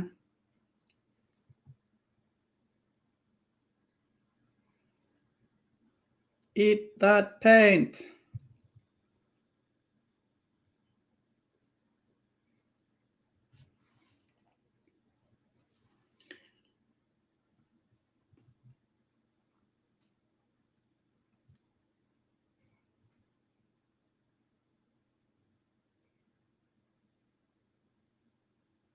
Now, XV88 was not one of the best paints I've tasted.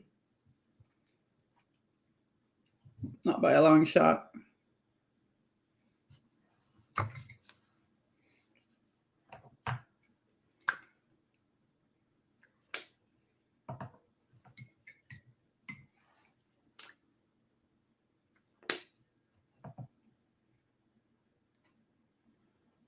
I feel like the old Goblin Green smells pretty nice. I like that smell. It's nostalgic.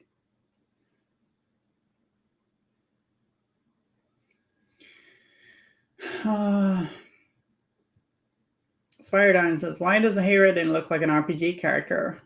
Well, I don't know, but you're right.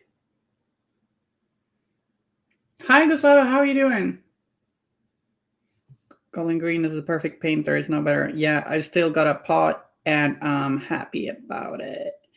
Like, I'm not sure what I'm going to use it for. Maybe just smelling, you know? I think Goblin Green is my favorite paint.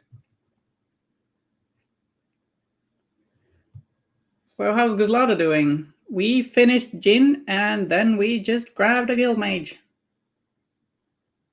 Because why not? It was sitting here on the table saying like, hey, I look pretty cool, and my rules are dope, so pick me.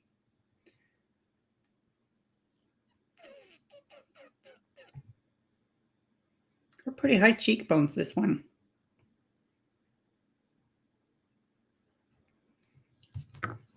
See Jin, please. You can certainly see Jin. Right, I was gonna bring the other mouth. Ah.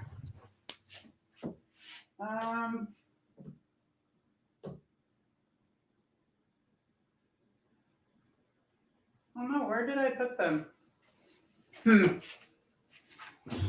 Where did I put? I was gonna show you the finished Ivan, but yeah, I showed you pictures. I don't know. He interacted with a shadow marker somehow and just disappeared. This is the finished Jin. No, it's fine. Jin was beside here. I just tried to find Ivan, but he, he's a shady type. He disappeared. The stream is a little laggy, but yeah, moving it slowly.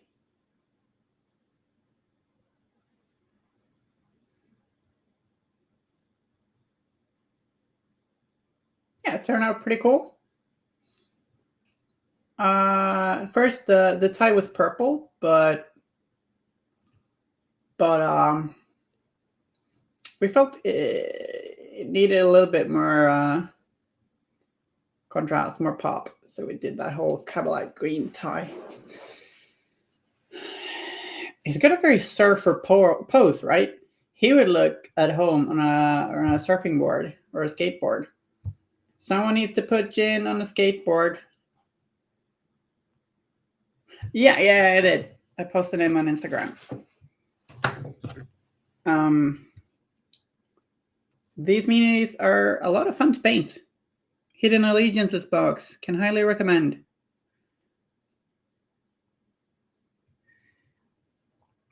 And Misaki is only 4 pieces. We spoke about easy to build Malfa models earlier.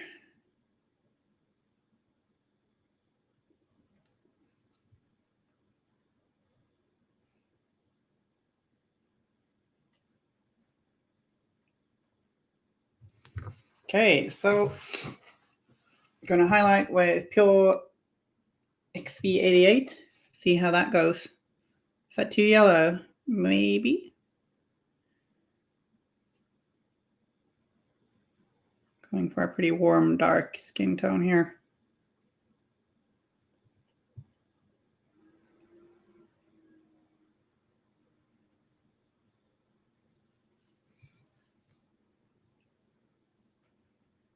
There was a while where I wasn't very active on Instagram.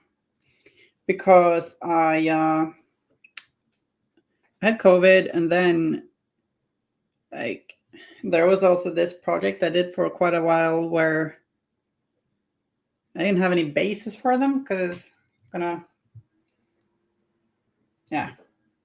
client was gonna base them himself, and then I made a few temporary bases when everything was done and just snapped a lot of pictures.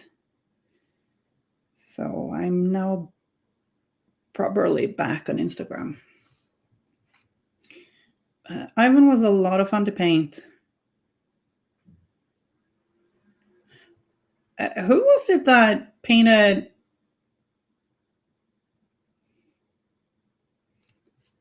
Well, someone in the stream sometime who painted English Ivan, like one of them white and the other in a black suit. I look really cool.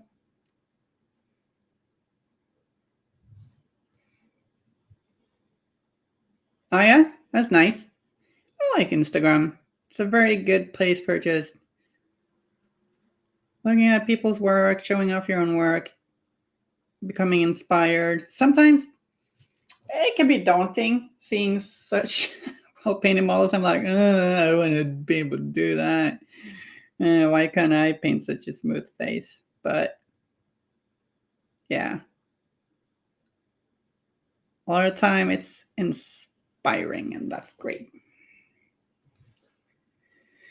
I think it was Ferrak did the white and black Ivans. Yeah, I think you're right.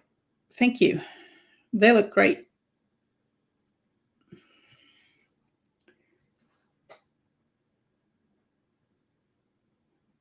Ivan is a scary master. At least original Ivan. Double agent actually seems a little less scary, but it might be that we're missing something. Probably gonna get trashed by double agent sometime. Like I haven't faced him yet, mind you. I'm gonna face the original Ivan.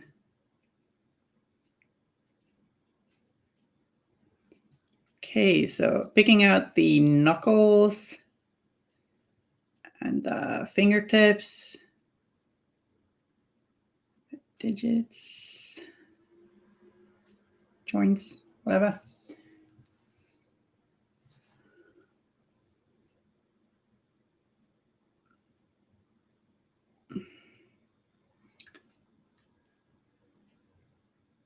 So what do y'all got on your painting tables right now?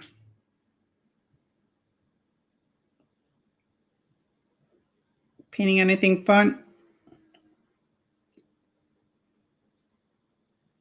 I've been pretty bad at catching up with the other people's streams lately. I feel like I barely know what I did since last time I streamed. Like I've been working, but it's kind of like time disappeared. Iconic Sonia. Kim is painting Iconic Sonia, a miniature we are dying to get a hold of. What scale is it again? Is it 72 millimeters or something? Or a 54 maybe? Big, really cool Iconic Sonia model. Collectors thingy. 75 millimeter. Cool. 75 millimeter scale. I'm actually not sure I've ever painted a model in that scale. If I have, I've forgotten. Like it feels like maybe I did, but then which one was that? And it's not something I own.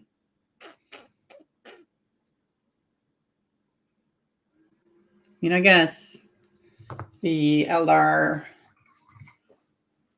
avatar of Cain from Forge World is kind of something of a 75 millimeter model or something. Not scale wise, but you know what I mean.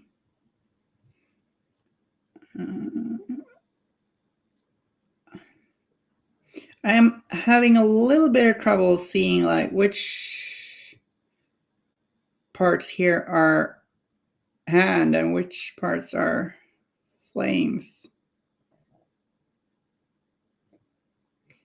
I'm kind of guessing a little bit. No, that's a finger, right?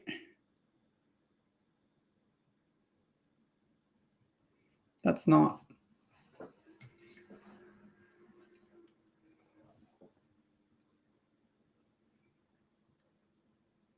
Or, I don't know. This hand is a little tricky.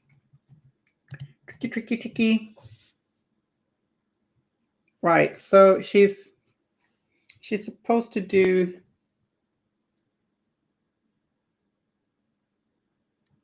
what?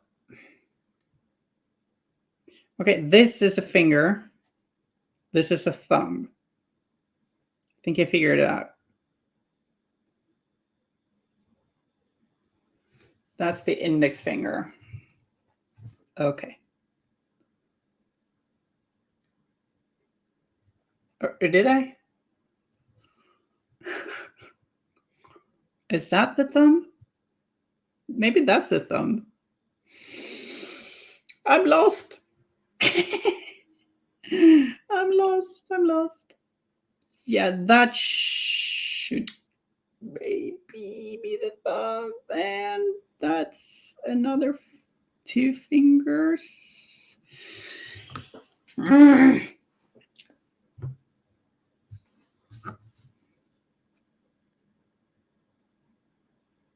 mean, who's gonna notice, I guess? Like,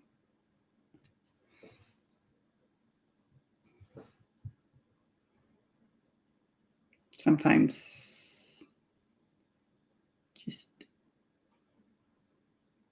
just stubborn, you know?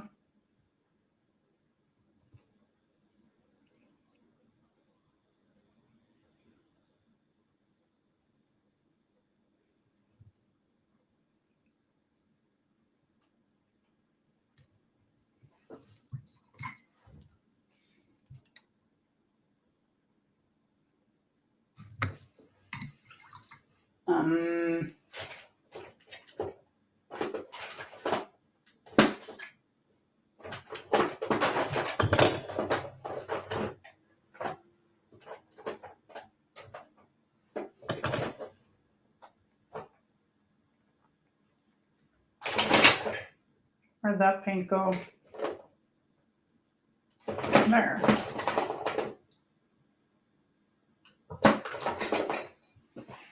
Okay, so I'm gonna mix in some Reaper tanned tan skin.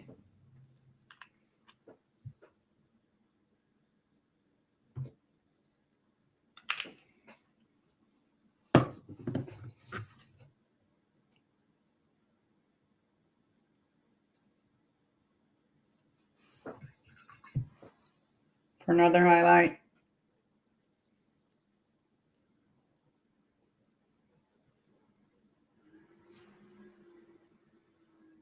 Being the aforementioned RPG character. Hey Redin, nice.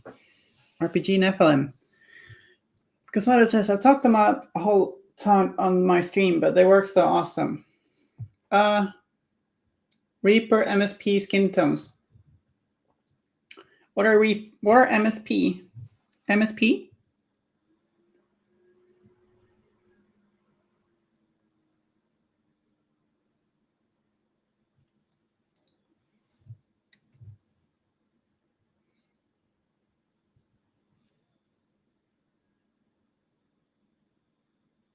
I've used like the Reaper Rosy Skin Triad and Reaper Tan Skin Triad quite a lot. I also have... Oh, okay. Yeah, I like those. I also have a Reaper Fair Skin. But like my darker skin colors are all G-Dubs stuff. And like I'm not sure if there's a Swedish retailer anymore. Yeah, maybe I should get the Reaper Dark Skin Triad. Although to be fair, there's a lot of different dark skins. But maybe there are more dark skin triads too.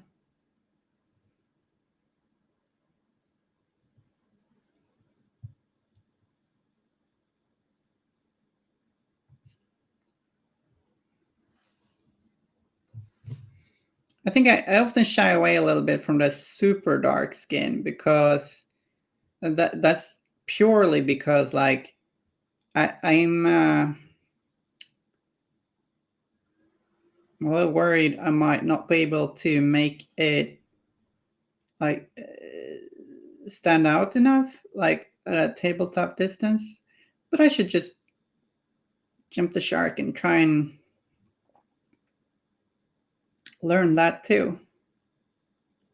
It's just easy to just highlight and highlight, I guess. But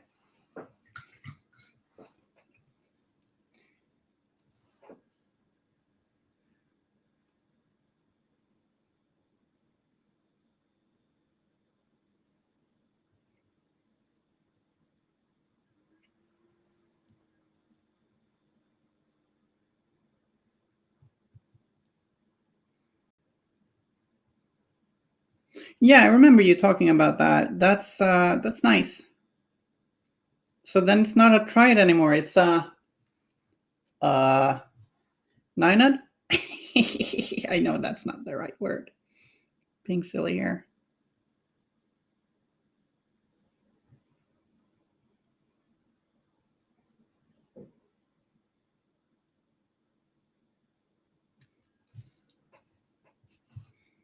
Yeah. It. I think it's neat that they do go into each other like that, but in my opinion, if you use 9 different paints, like that's excessive. I would rather just go um,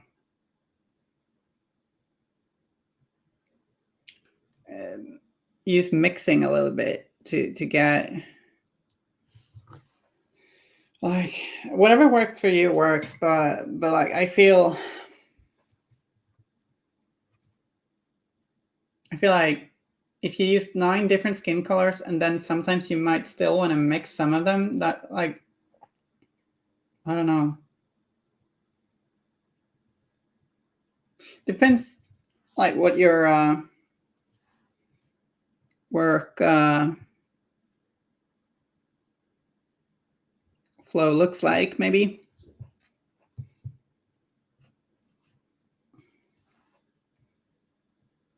Like I'm really comfortable with having like 4 colors. Like actually, maybe I use more.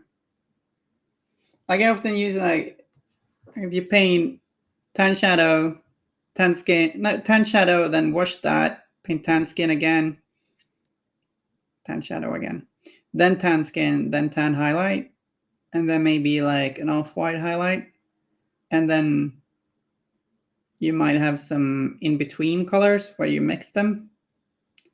I feel like that's pretty good for me. I can't really see myself using fair shadow, fair skin, and fair highlight. Like I'm not sure the eye would pick up on those transitions. Like they're all very bright. So I wonder if I like I don't think you can certainly correct me if I'm wrong, but I feel like maybe it's a little excessive. Those last bright ones.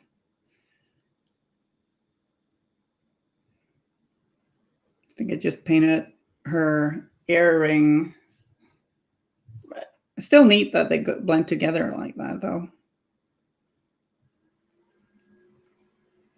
I can certainly see myself starting from dark shadow like that if I didn't use the wash. I'll keep my eyes open for that dark shadow triad. Like when I bought Reaper paints, I also painted Asian and Caucasian skin. So I didn't really buy the dark skin triad.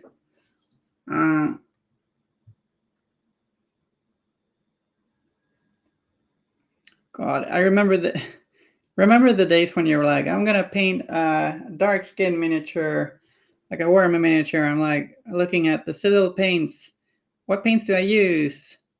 Oh, I use scorched brown and bestial brown. Like, it oh yeah.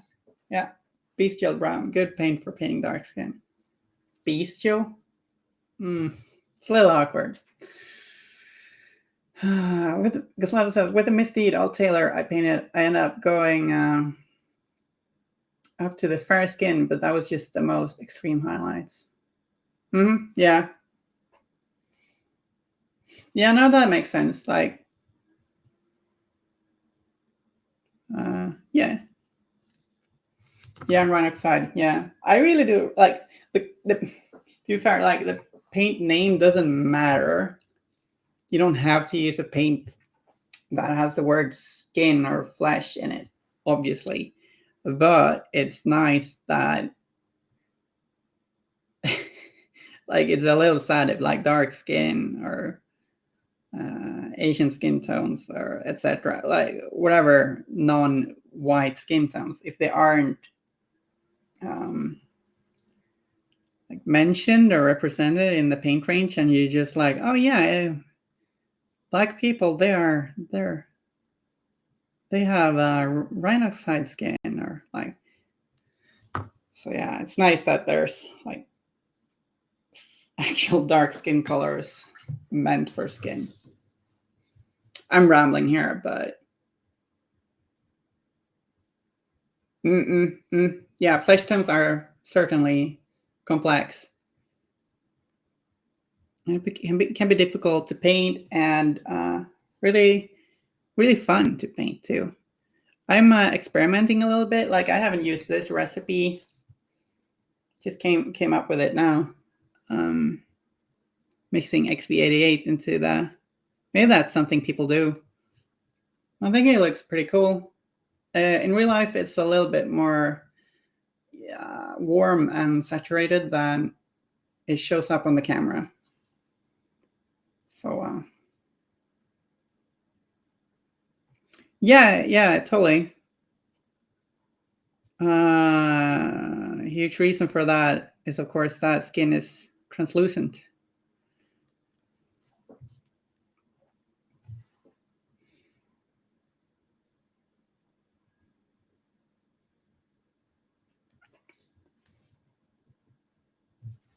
And in drawing, like drawing the human form is one of the most difficult things you can do. Kind of takes a long time to learn that, and like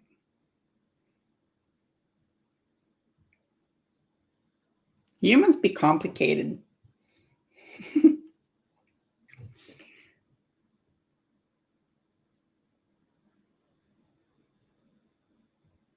Adding a little bit of off-white to make some brighter highlights. Subsurface scattering. Yeah, it's a fancy word, but yeah. Thanks for helping me out with the lingo there. Yeah. Surface qualities and subsurface scattering. Like it's very easy for humans to see that when something is realistic when it's not, like the Uncanny Valley and stuff. Like it's not always easy for us to describe what makes something look fake or real or not real. I was watching like an interview. They interviewed Keanu Reeves and Carrie-Anne Moss about the new Matrix game, and I feel like they were kind of. It seemed like they and the interviewer had gotten kind of the keywords about saying photorealistic all the time. Like, yeah, I mean, game looks good, but doesn't matter how much you. And a film too, but it doesn't matter how much you use the word photorealistic. It doesn't mean it becomes photorealistic just because they call it photorealistic. Like the game, those characters are still very much in the uncanny valley. That was a bit of a random segue, I guess, into the Matrix stuff. But yeah, I feel subsurface scattering. Yeah, because like I said, subsurface scattering is a thing that gets talked about for digital models. So that's the video game degree coming out there. Yeah.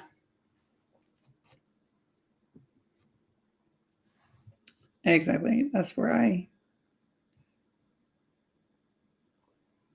explanation from my association.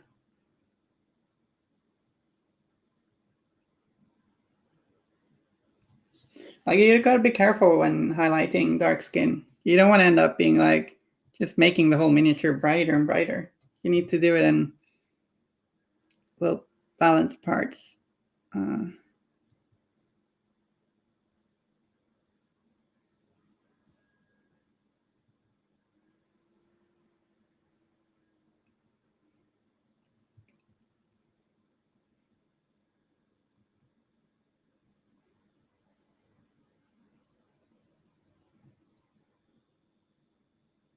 So yeah, Guslado, thanks for explanation there. Mini painters attempting to recreate the look of that. A tighter specular curve. Guslado, all these nice explanations. You got away with these words, man. Great use of the lingo. Yeah, a tight specular curve. I'll have to memorize that. I understand what you mean. Like I just couldn't have come up with that myself. But now I've absorbed it, made it my own. So I was pretty jealous about the LVO thing, but now you know what, Gazlato? 6 Nations in Stirling, Scotland seems to be happening, and I'm going. Woo! Sweden is going.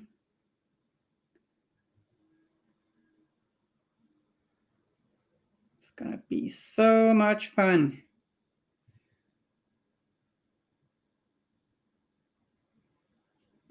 Go Sweden! Yeah, the northern Swedish team actually took second place one time at the IDC. That was not my team, but hey. So this time, Swedish team is probably going to be like Northerners plus me, probably, unless I'm totally wrong about some person's location, which might well be the case.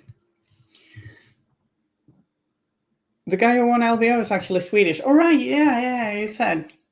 That's cool. Go Sweden. Right before this stream, I was cursing my IKEA lamp here. So not always go Sweden, you know. Yeah. We worked it out.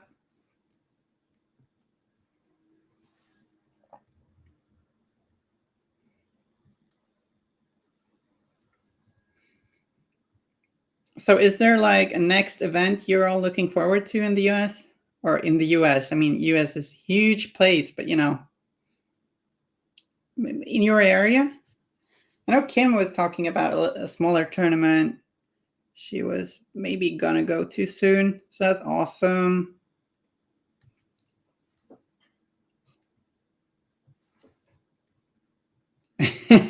Yeah, I think that goes for a lot of offices.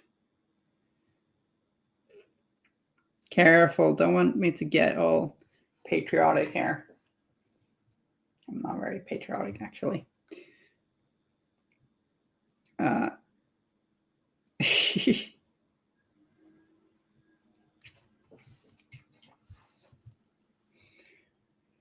Yeah, okay, it's pretty big.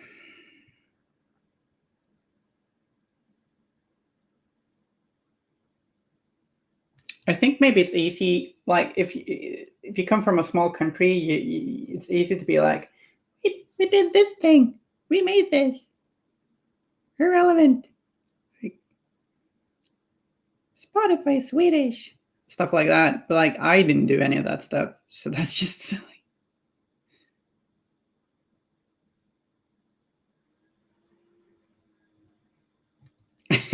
It's like I always think it's funny when people like sports fans sometimes like, oh, we lost the game. Oh, you were not on the team, man.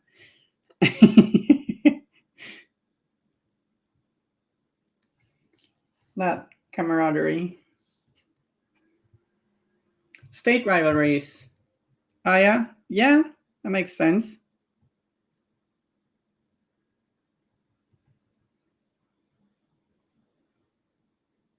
Like there's a bit of a rivalry between Sweden and Denmark, for instance. Danes aren't known for liking us. I don't think that's always true. Certainly not. I played a lot of Danes, or a bunch of Danes in Malifaux, and they were nice. Well, there was this guy who punched a wall, but you know.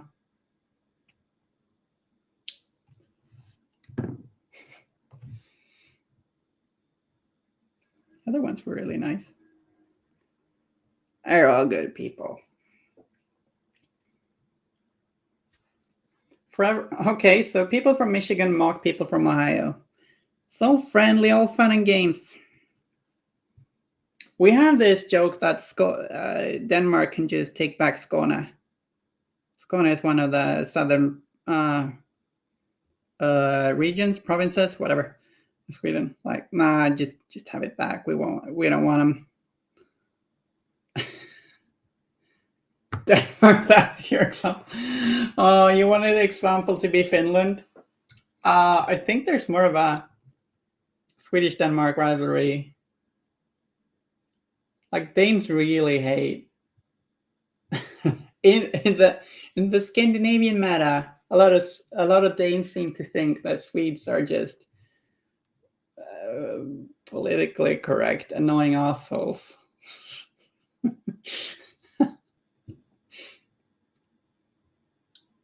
Also read that Danes are really happy as a people. They're doing something right. Did you want me to say Finland? Or did you want me to say Norway?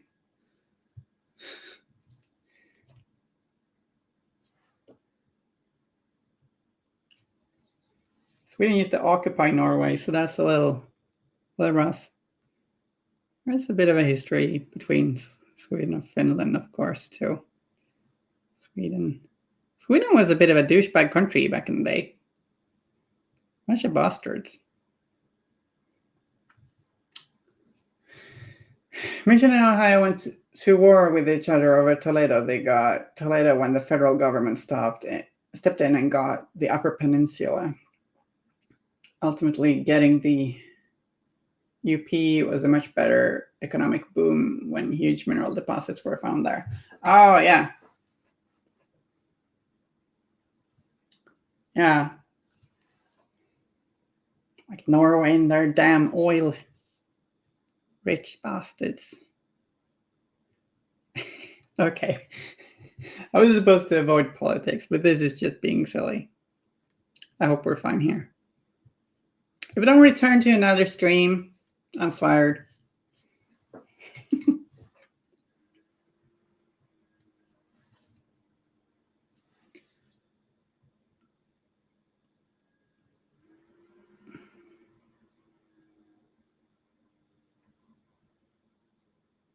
Also, where I live in one of the most criticized countries concerning COVID.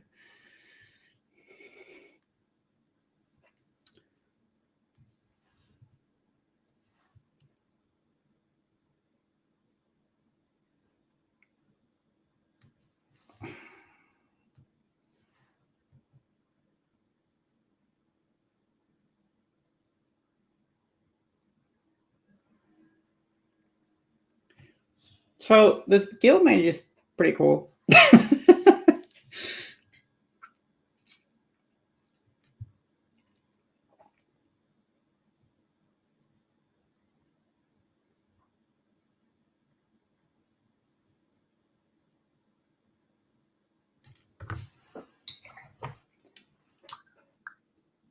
Corporal Klinger. Now you lost me again. Now I feel stupid. I don't get it. I don't know what you're talking about. Damn you, educated people.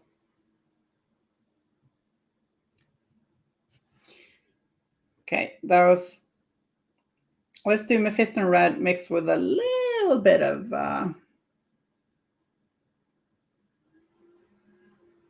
Oh, from MASH. I know of MASH, but I haven't seen it. Or I've seen like a little bit. I feel like maybe Spiridine is referencing that show more now, maybe? I don't know.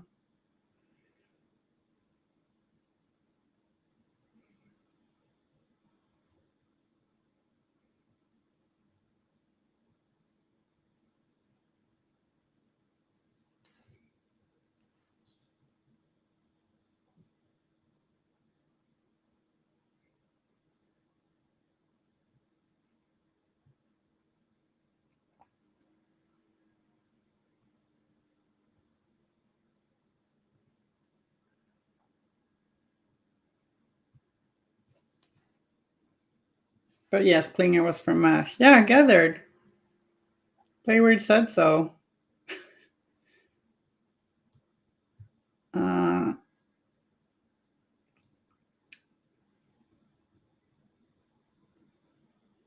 Not, now I'm thinking of mashed potatoes.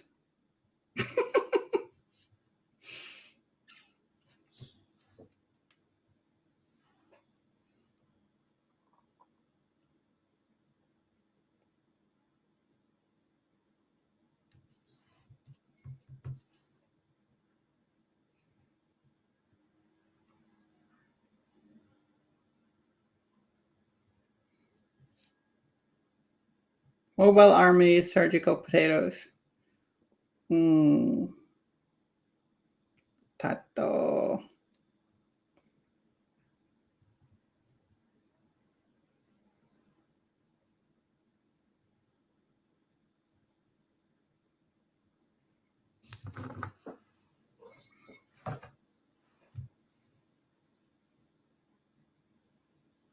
Oh, Caslota, I'm not sure about that. I mean,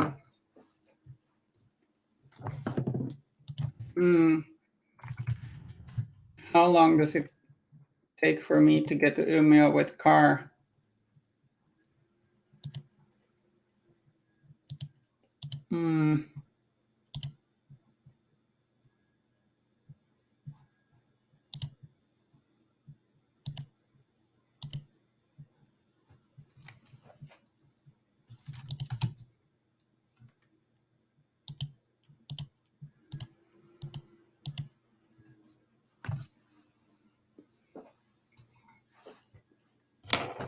Why isn't it working? This is important content.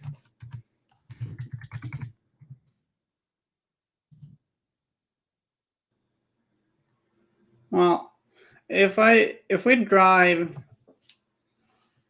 from here up to Umeå, where like the most active Malifaux community is, that's 12 hours.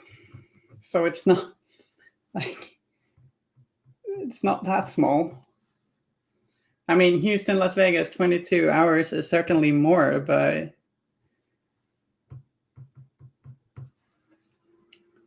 Sweden is a very long country. How do you spell Umeå?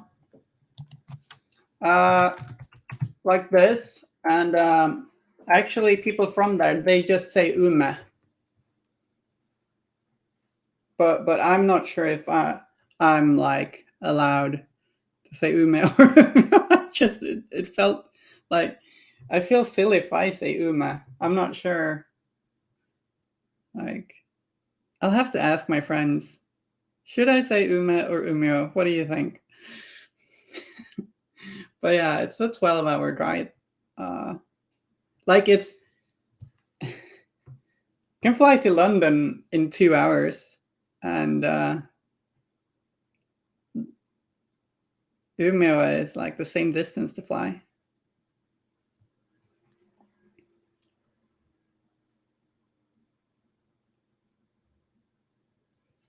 But the British, they certainly don't have a whole lot of distance to get to different tournaments.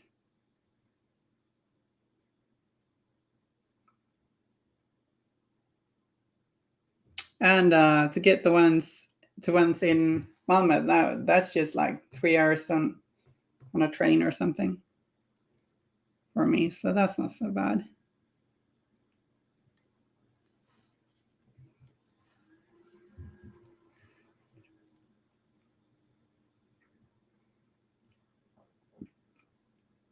Yeah. I don't drive at all. I don't even have a driver's license. I'm a city person.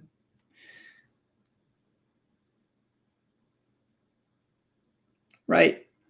That might sound like completely alien to Americans, not having a driver's license, but we do a lot of a lot. That's pretty common for people in the larger Swedish cities. And by larger, I mean they're still pretty tiny American standards.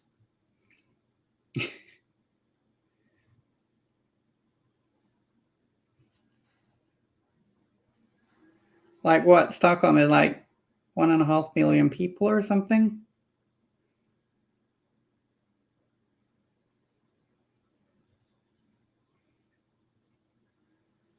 Oh, I didn't know there was good public transit in the US. I thought that was like forbidden. Other than in maybe like New York and stuff. Uh,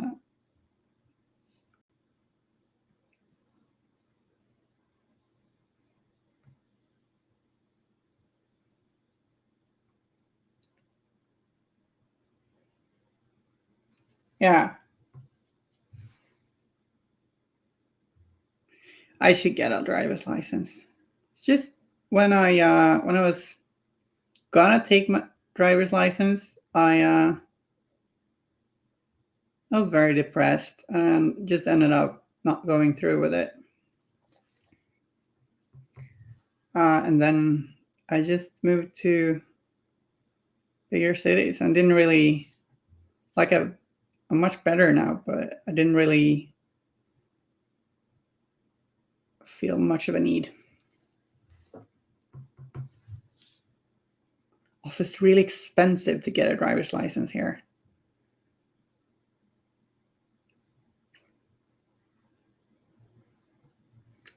Yeah, that sucks.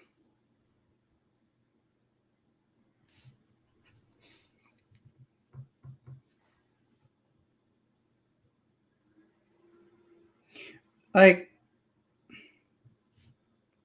I wish I'd have a driver's license for, for road trips and stuff. It's not very nice to just be the one without a driver's license that everyone needs to drive around. Well, it can be nice, but it doesn't feel very nice. You know what I mean.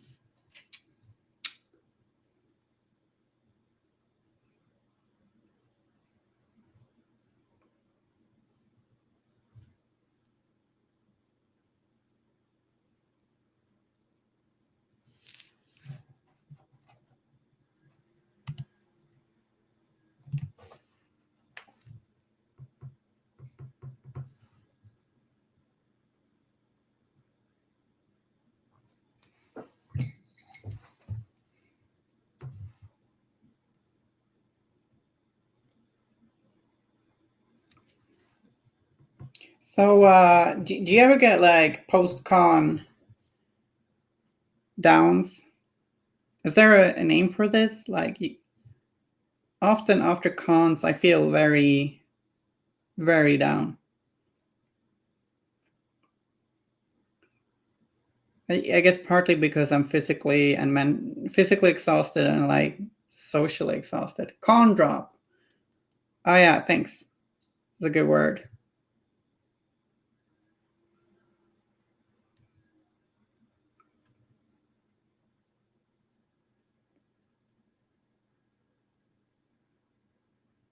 Yeah, it's tiny.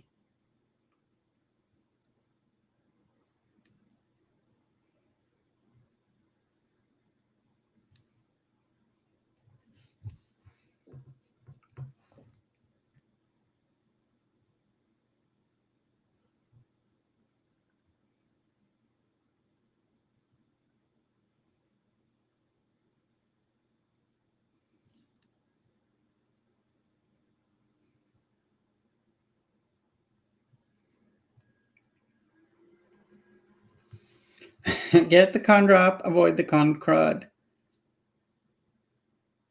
Con crud, so that's like illness, right? Post con illness. That sucks. That is totally a thing as well.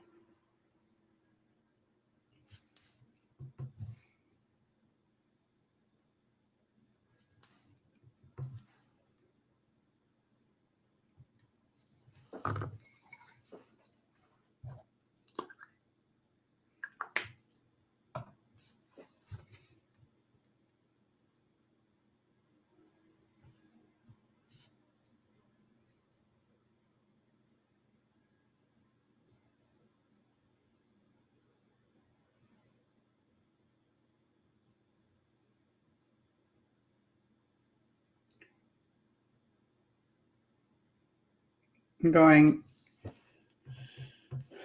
over this with pure Mephiston red now. And working away at the highlights.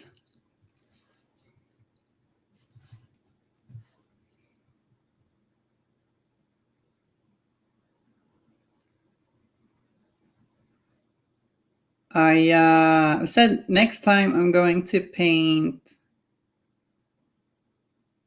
We'll say hi to August Hart and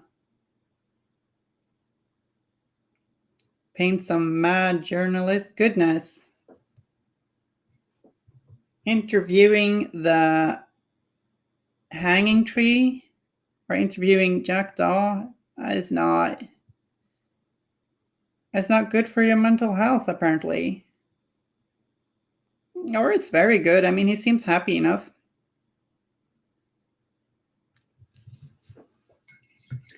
Okay, see you, Spider. Nice of you to pop by, as always. And good luck with Hayredin. Show him up when you're done.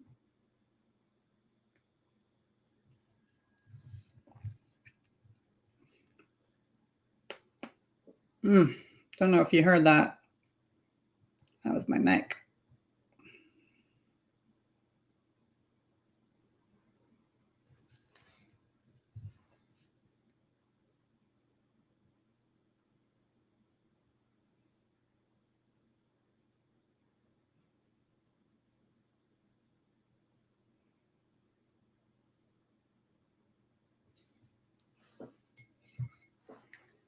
Painting deep reds is just really satisfying for some reason.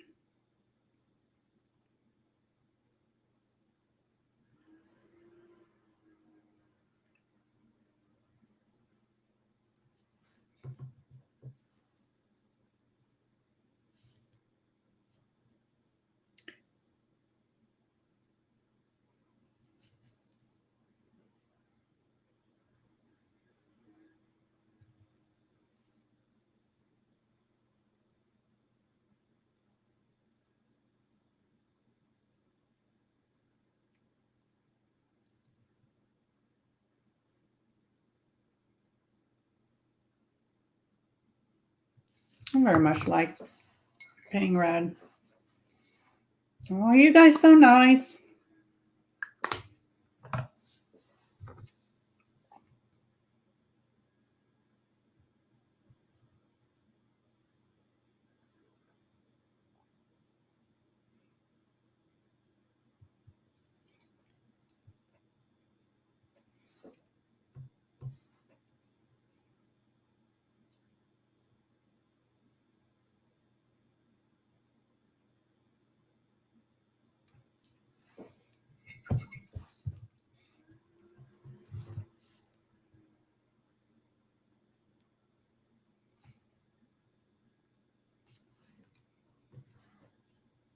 There are like spikes hanging from these.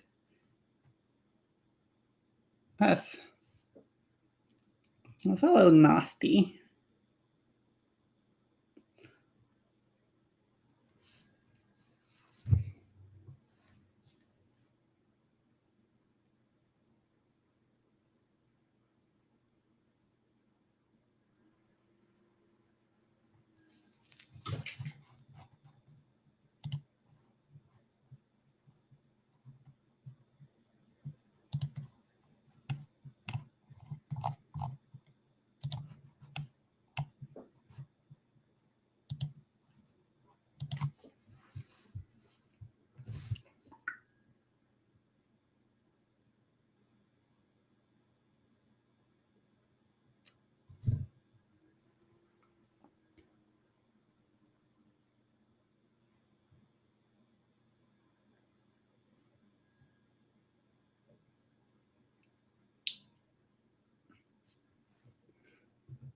Sorry, I got a little quiet there.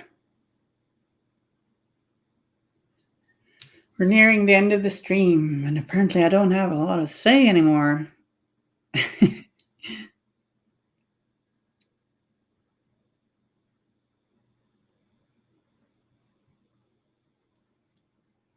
But painting this guild mage is fun. I really like those other models for the guild mages too.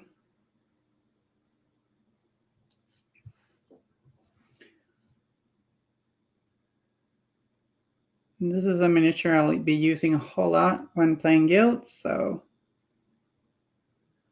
I feel like she deserves a lot of attention to detail.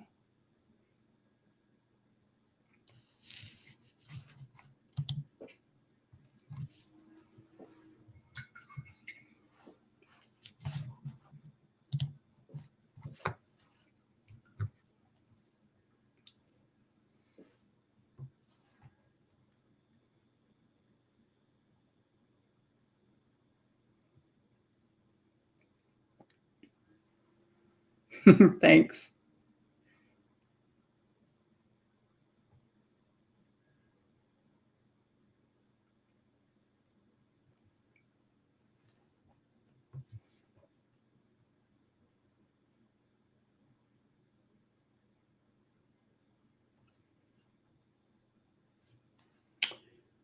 Seen guild mages used a lot with Perdita Tukus. Nice.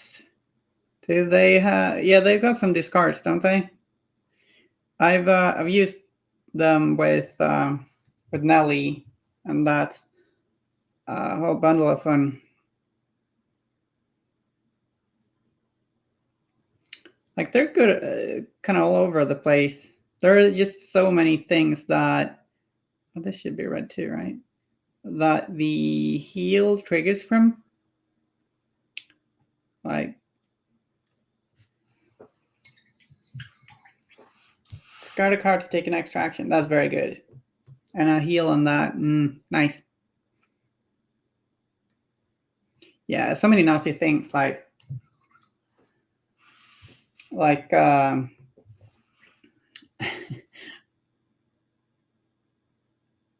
Fiona triggering blank stare to force a card discard herself and heal someone. Or Allison being like, no, you're in my aura, you cannot trigger because I'm gonna throw this card away, you can't trigger, and now something heals. Or like intimidating authority. Like, target me. I'm gonna put you on negatives by discarding a card, and that heals me. Yeah.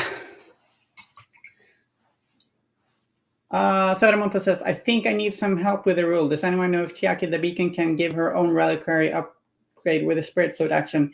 As far as I am aware, she cannot. Which is a shame.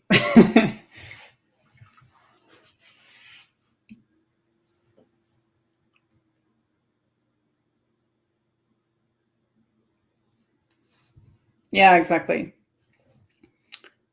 Pulse.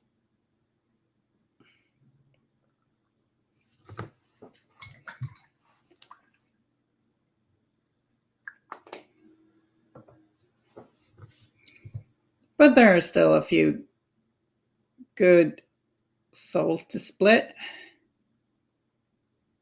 Oh, now I want to play on low again.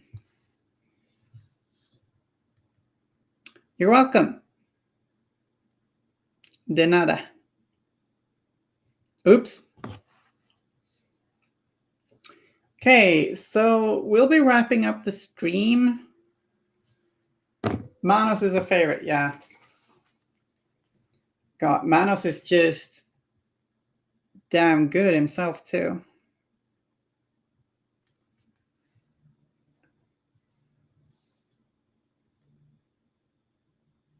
Yeah, because his reliquary gives out the lantern, right?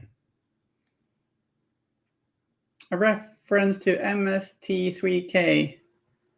I thought Manos was a reference to like a Manos or something. Like, isn't there like a super corny film where there's a character called Manos? What's MST3K? Manos gives region 2. But doesn't he also give out the lantern?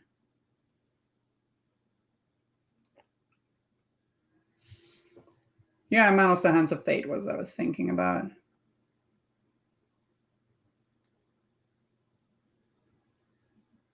Mystery Science Theater 3000. Yeah. Thanks for that social info there. We are we've run out of time. But we did some progress on that Guild Mage and we painted Jin. So yeah. Thanks a lot for hanging out with me and Jin today. It's been a lot of fun. And I'll catch you guys next Thursday, where we'll be painting. Well, I said August. We're going to paint August. Maybe a bit of a Guild Mage too. So, Guild Thursday next week. Stay weird and stay safe. Bye.